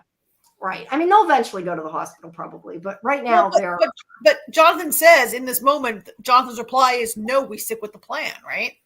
Yeah. Yeah. They don't want to, I mean, they don't want, look, if they don't stick with the plan and they don't try to reconnect with Hopper, he could die too. And it could be their fault, right? I mean, it's not going to be their fault if it happens. Well, but I'm saying it could be. I think that statement, let's get her some flowers, is the jumping off point for this argument where John's like, God, like what, like we're in the middle of this thing and you're just thinking of like how you can impress Nancy and how you can like, and you're so selfish and you're so whatever. And like, all you're thinking about is impressing her. And why don't you just lay off and blah, blah. And then Steve comes back and says like, well, I'm just worried about my friend. They argue more. And he makes that remark like about how Jonathan needs to lighten up. And like, you're both so miserable. The only person more miserable in your relationship than you are is Nancy. Yeah. Right. Like he's not wrong that Nancy and Nance and Jonathan are not happy together, but they don't know how to break up, I think. Right. Yeah. Each is afraid to break up with the other. Yeah. But he doesn't need to move in. And I'm not sure he's trying to, but Jonathan feels like he is. That's for sure. Golden Child, super insecure. You think Steve is super insecure or Jonathan? Or both? Or Will? Or all of them. Be specific, Golden Child. I think he means Jonathan. I think he means Steve. Oh, okay. Well, then we'll have to see what he means. All right. So while they're having this argument, Dustin comes up on his bike. He's all beat up. He lies, says he fell on his bike. But we know what really happened. I think Steve says, "Oh, you fell into a knuckle sandwich." Yeah. Yeah. They don't fall for it. Let's put it that way. But he does tell them that. All right. And then we have Elle and Hopper, who are still in the Upside Down. And she's like, I want to go after Holly. I want to help you. He didn't know what happened to Holly. Granted, he went in before that happened. So she's telling him what happened. And she's like, this is what we need to do. We need to go rescue Holly. And of course, he doesn't know how to do that. But he of course agrees they're going to try to go get her back, but he doesn't really want Elle there because he's worried about her. Don't blame him. But they have to work together. He meant Jonathan. I was right. All right. So they march off. Now they find Demogorgon blood. That's where they're going. They're following the Demogorgon blood because she's like, it's bleeding because, her mother smashed a wine bottle into it and made it bleed. So you can see like blood all over the refrigerator, that like kind of black blood. Yeah. It's Demogorgon. I have to wonder that the Demogorgon blood isn't like poisonous or acidic or something. It's not. I would expect it to be, And then we get more of Max in the hospital, which we know is going on. Lighting. Fast forward, boring. Yeah, we get more of them talking about their parents. Oh, the other part, and I don't know if this is now or this is later, but they are going through the discussion that Holly had the imaginary friend, and maybe if this is a real person, and if they can find this person, maybe they know where Holly is, or they can help, or whatever. Now we know Mr. Whatsit is not going to help them, but they don't know that yet. So they want to talk to their mother, who might know more. So they're hatching plans to get in to talk to their mother. And meanwhile, they are trying to fix the transistor. I don't know, whatever. Trying to fix in order to fix what's going on and be able to talk to Hopper again. And then meanwhile, Robin basically convinces Will to go with her to go save Holly and ignore his mother's advice. And this is where they have the great line where they tell her that it's something to do with the flux capacitor. And yeah, she doesn't know what they're talking about and that they're really using it to get away and they're sneaking off. And because I think isn't this where she asks? I think that's where she asks. The flux capacitor. Yeah, she says. Yeah, when she asks if they're having problems with the flux capacitor too, and they're like, "What?" And they don't tell her either. We mentioned Tuesday how much we love that, like, yeah, that the writers assume correctly that everybody watching this knows what the flux capacitor is. They don't clarify it. They don't say, yes, why did your mom think Back to the Future? Blah, blah, blah. They just leave it. They just trust us to know what they're talking about. I loved it. Yes, they don't dumb it down. And I think it's hilarious too that the boys don't say anything. They just like look at each other like they're totally know that she's full of shit, but they don't say anything to her. They caught on. She says, like, Robin and Will told me the flux capacitor is broken and they went to go fix it. And so they're like understanding the coded message almost from Robin. Not really, but they know that Robin is up to something. I needed to get away from Joyce. Yeah, they are up to something. You are correct. I knew somebody that in California that had a band called Flux Capacitor. I thought it was funny. That's cool. So then we get here Hopper, who has been shot, and this scene where 11 is helping him and fixing his wound a bit. And she finally gets the fact, because they have this flashback of him and his daughter. She finally understands that the reason why he didn't want her to go was because he's worried about losing her and he doesn't want her to die. So I think she's becoming a little more understanding of the fact he didn't want her to come because she finally gets it. He's not just trying to ruin her life. Like, yes, which all teenagers think their parents are just jerks who want to ruin their lives, right? Yes, and that's why I was going to say, like, you would think she would have gotten that by now, but she's a teenager, so I get it.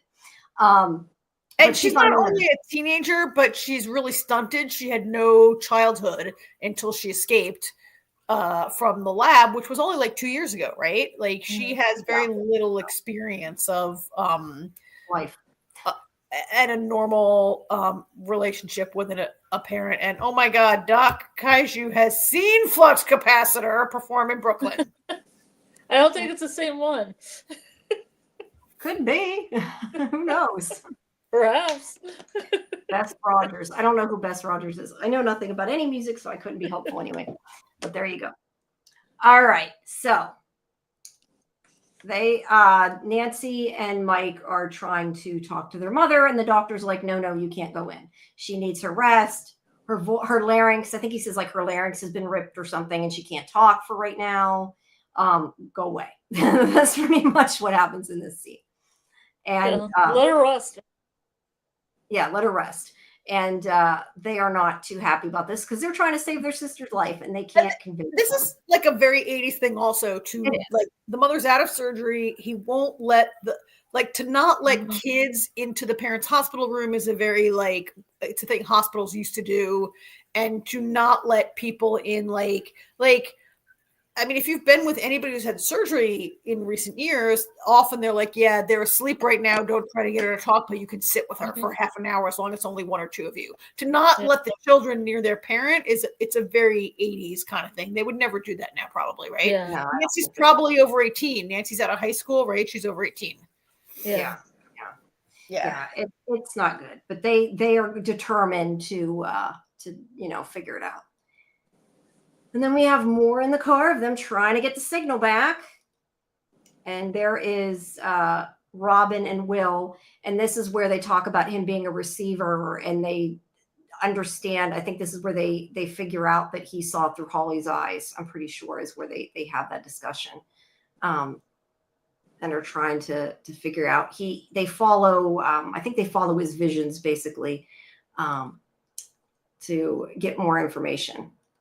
I don't know. There could be more than one band named Flux Capacitor, I guess, probably.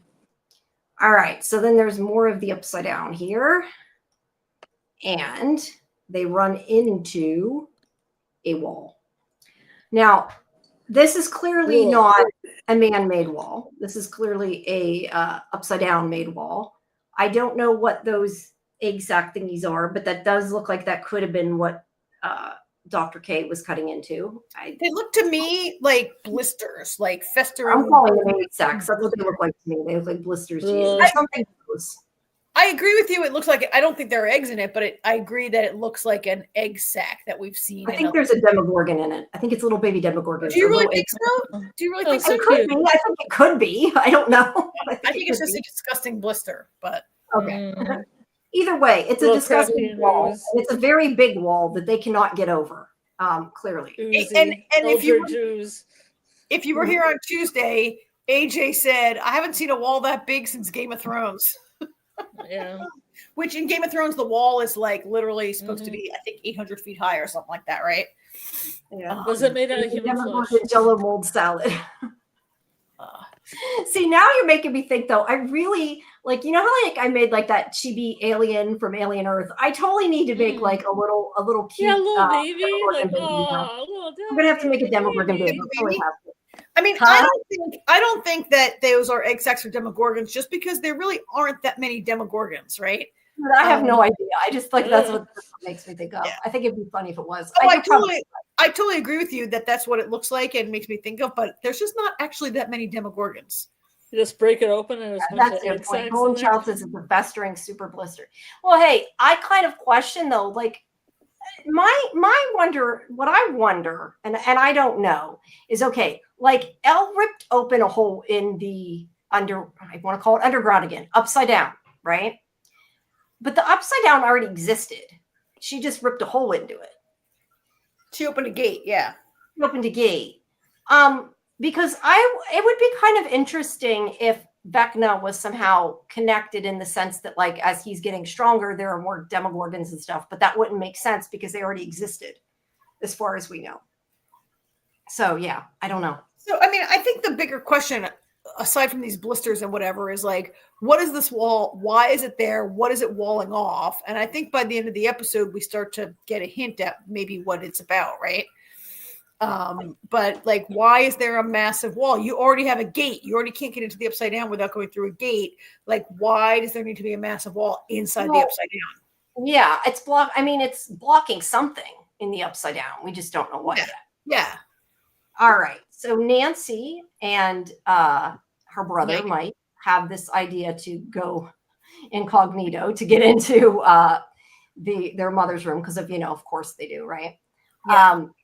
And they sneak in and they do talk to her, but they tell her not to talk. I do like the limping thing when they see the doctor. And it's like, act like you have a limp. Like, limp. Hey, that's the worst limp ever. It is. B says it does seem like the wall is alive. I agree. Sorry, I was just going to say I agree with B. It made me think of, do you remember when on the Brady Bunch, Cindy like lied and said she sprained her ankle? Oh, yeah. And then like in the next scene, they're like, she's limping on the other leg. And they're like, why? Wait, why are you? I thought you sprained your right ankle. Why are you like limping on your left ankle? And she goes, oh, now they both hurt.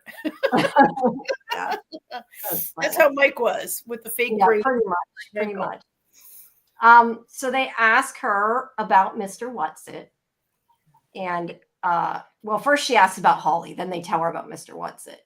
And she starts to write down a name as we are kind of crossed with this is where Will is like realizing that he can see Holly, right? Yeah, he realizes that what he saw was through Holly's eyes because he remembers the spinning of the merry-go-round.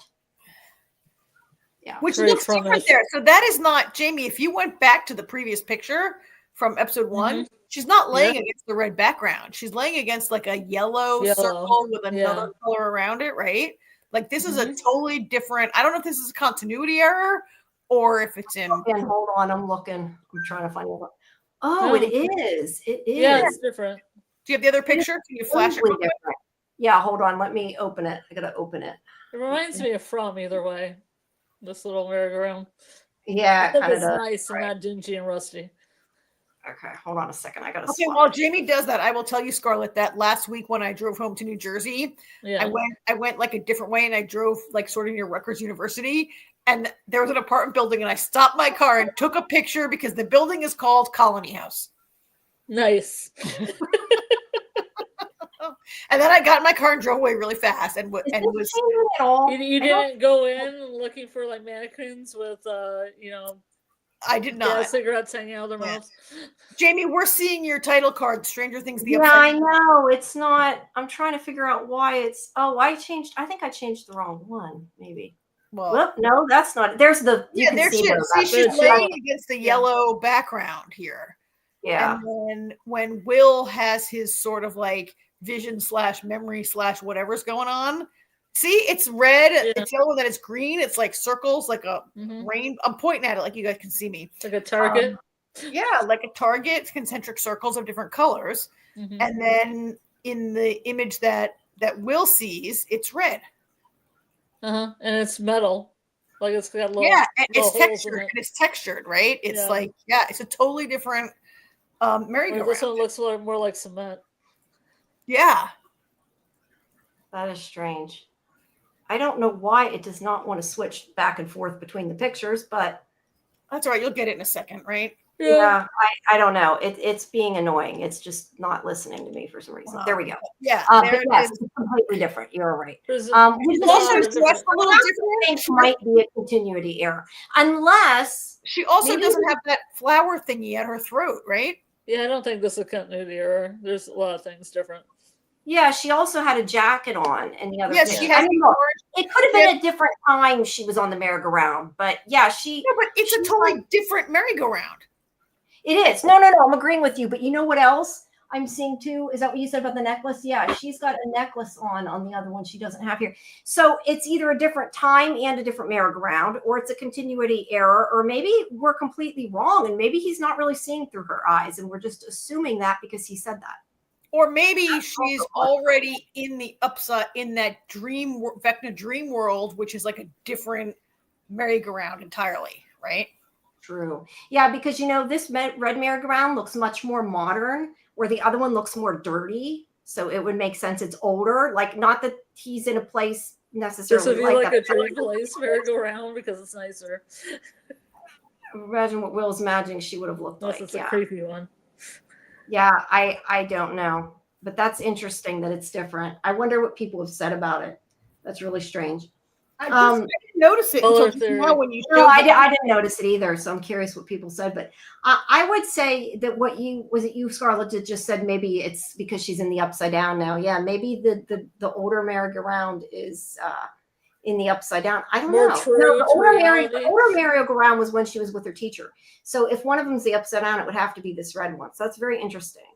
Is there a merry-go-round next to Henry's fancy house? There's a playground there too. That's what I'm guessing. I'm guessing that probably this merry-go-round's different because it's coming from there.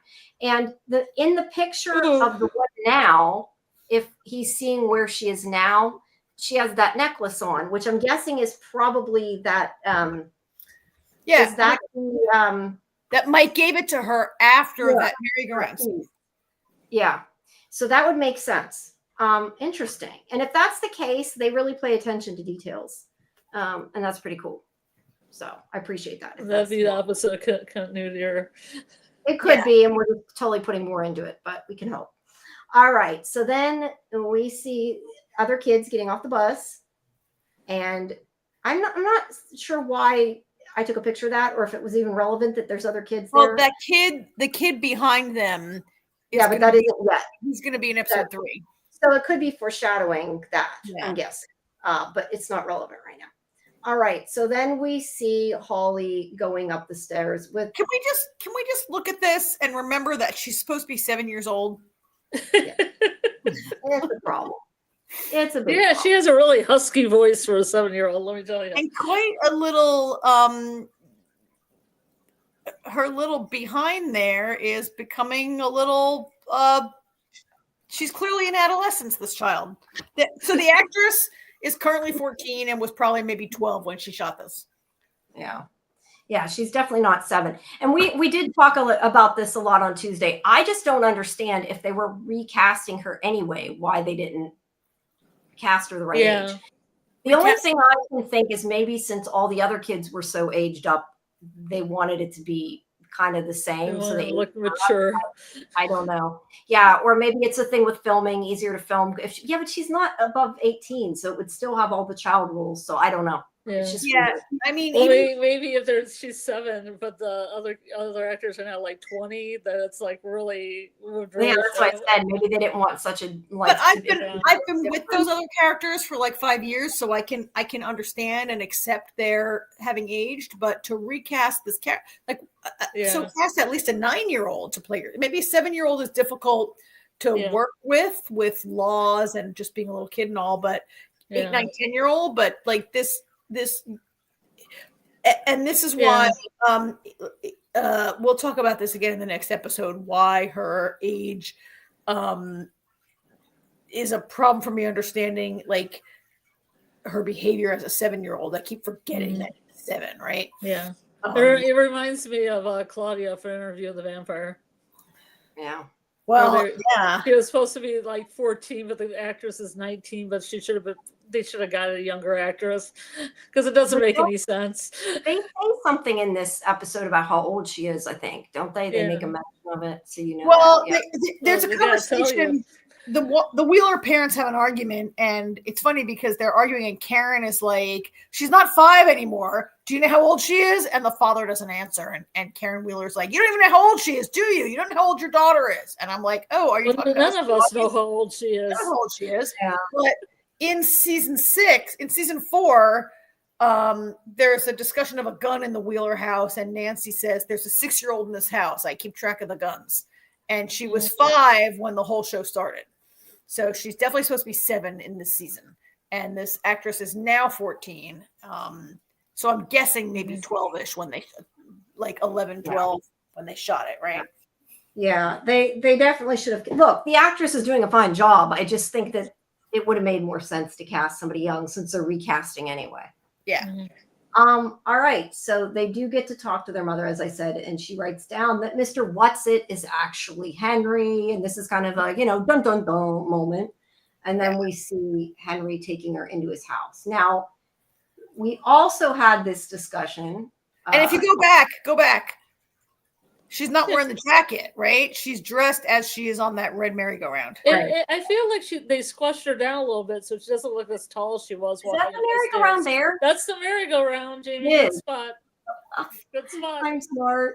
It looks more like a sprinkler. It looks so tiny, but it might actually be the merry. Well, you know what, though? No, it's not. It can't be because, look, it's not in the front yard. Otherwise, you'd see it when they show the house. It's there. It's across the street. It's a dream. It's a dream. Across the street with that rocket ship thing. The rocket ship. You're right. But if you go back, I think Scarlett's correct. Like in this shot, Henry's taller than her. And if you go back to the previous picture, I feel they're closer in height. Yeah. Hold on. When they're going up the steps. No, maybe not. No, I guess not. No, not really. Sorry. It's a little squashed down though. I mean, they had to put her more in the front so she looks shorter. Yeah. Well, I mean, look, when they have actors acting, they a lot of times put them on crates and stuff. So you can't really go by that anyway. But yeah.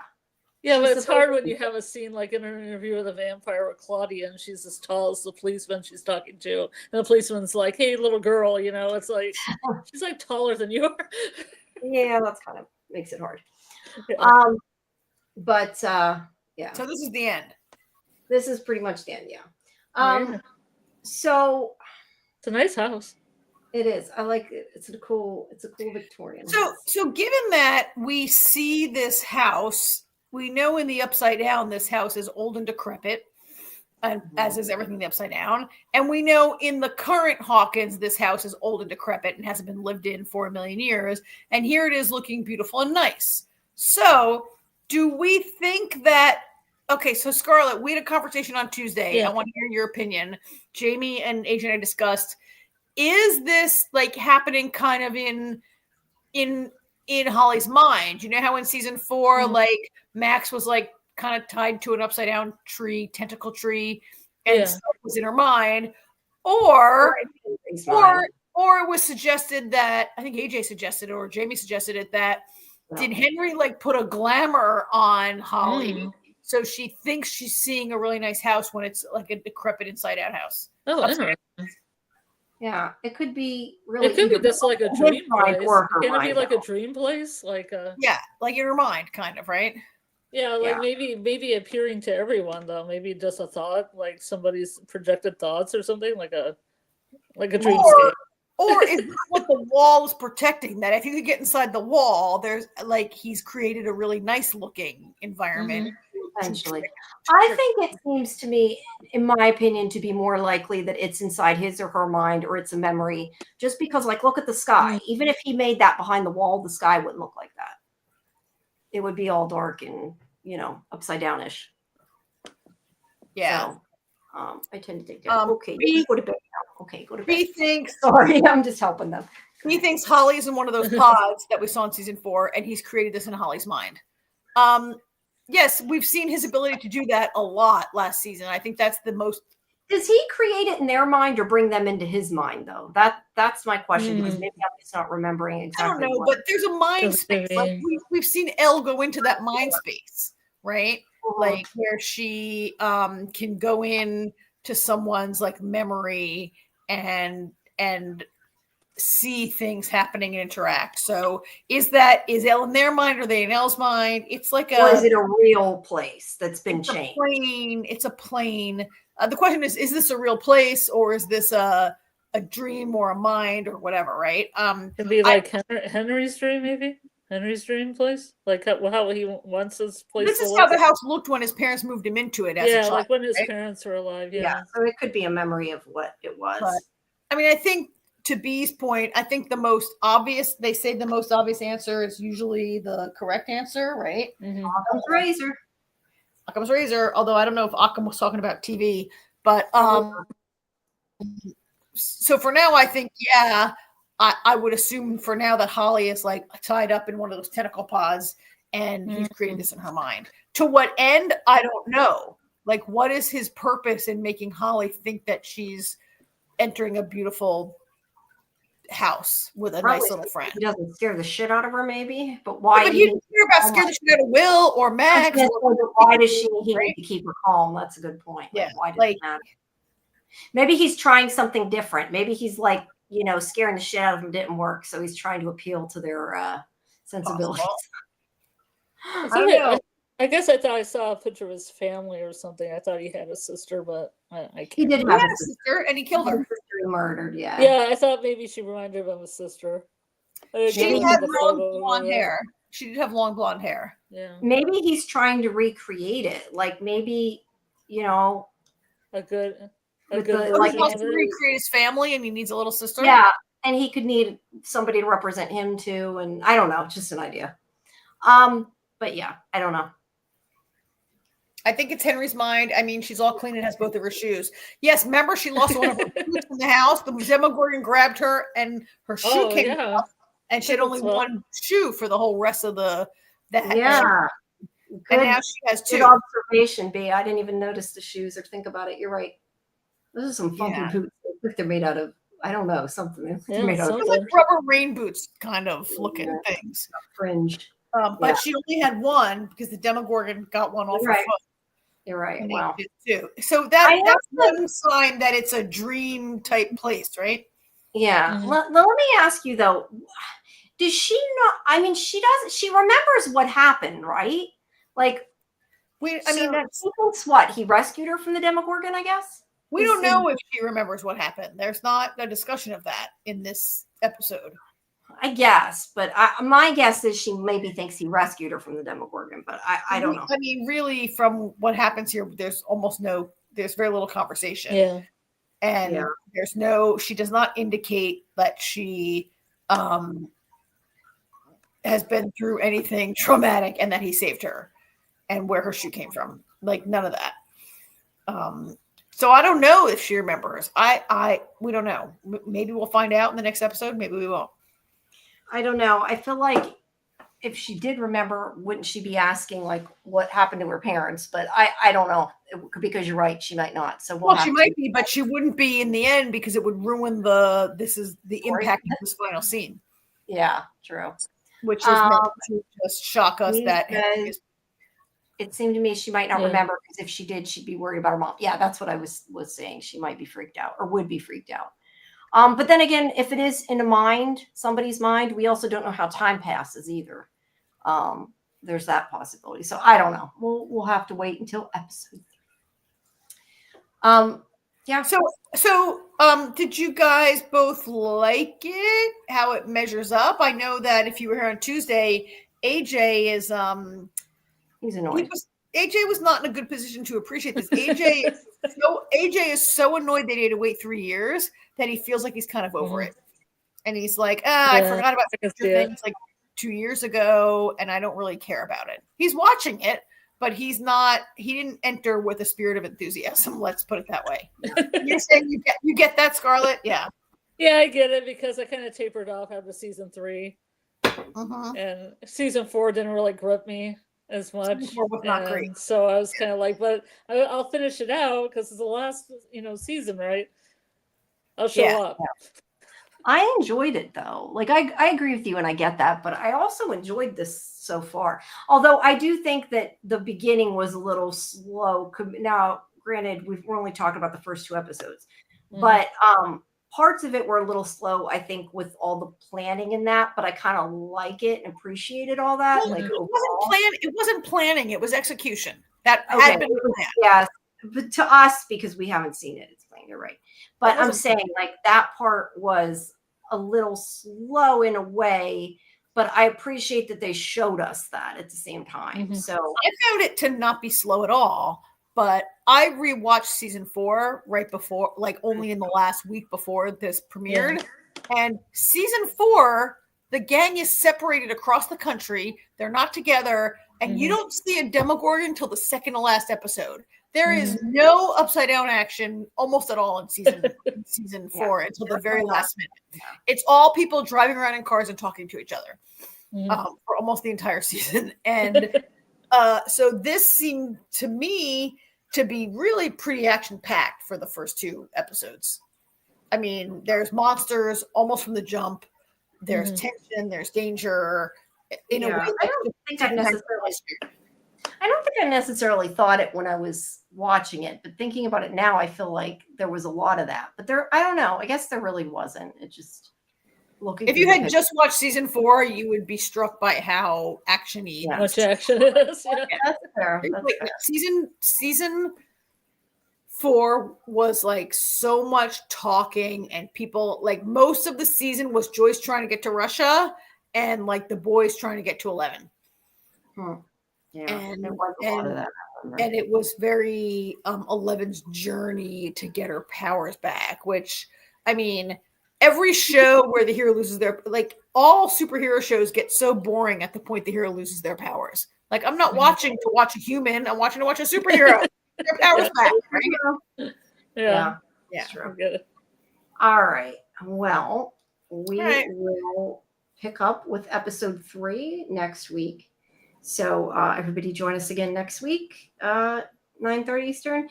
That's about it. I mean, I don't know. I think the first 4 are good. I wish they would have released them all at once, but at the same time, because we're doing the live streams, I kind of am glad they didn't. Yeah, I'm glad too. Yeah. So there's that. I like watching 2 at the most. Yeah, I think 2 is a good length, and we did okay. We're done in time for our next show. So everybody, please come back and join us again at midnight, which is in about 20 minutes, a little less than 20 minutes, where we're going to wrap up the end of Harlan Coben's Lazarus. And it's not going to be a super long show. I don't think we need to belabor it too much, but we're at least going to go through and talk about it a little bit. And everyone, please remember to like this stream. And if you're new with us, please subscribe because Jamie has all kinds of shows. With You can me, hype this. Scarlet, Hype and with it. other people. Subscribe Hype to it. Sci-Fi-Vision. Hype it. And Hype, hype. Hype yes, it. hype Hit it the if hype you button. have if you have the option, please hype it. And Hype it. please check out the video tab for some of our interviews. We have more coming. See, I Finally, agree with Golden Child there about Cole losing his powers and charm. Mhm. Yeah. Super boring, That is the right? Cole When with someone loses their powers, it's really boring.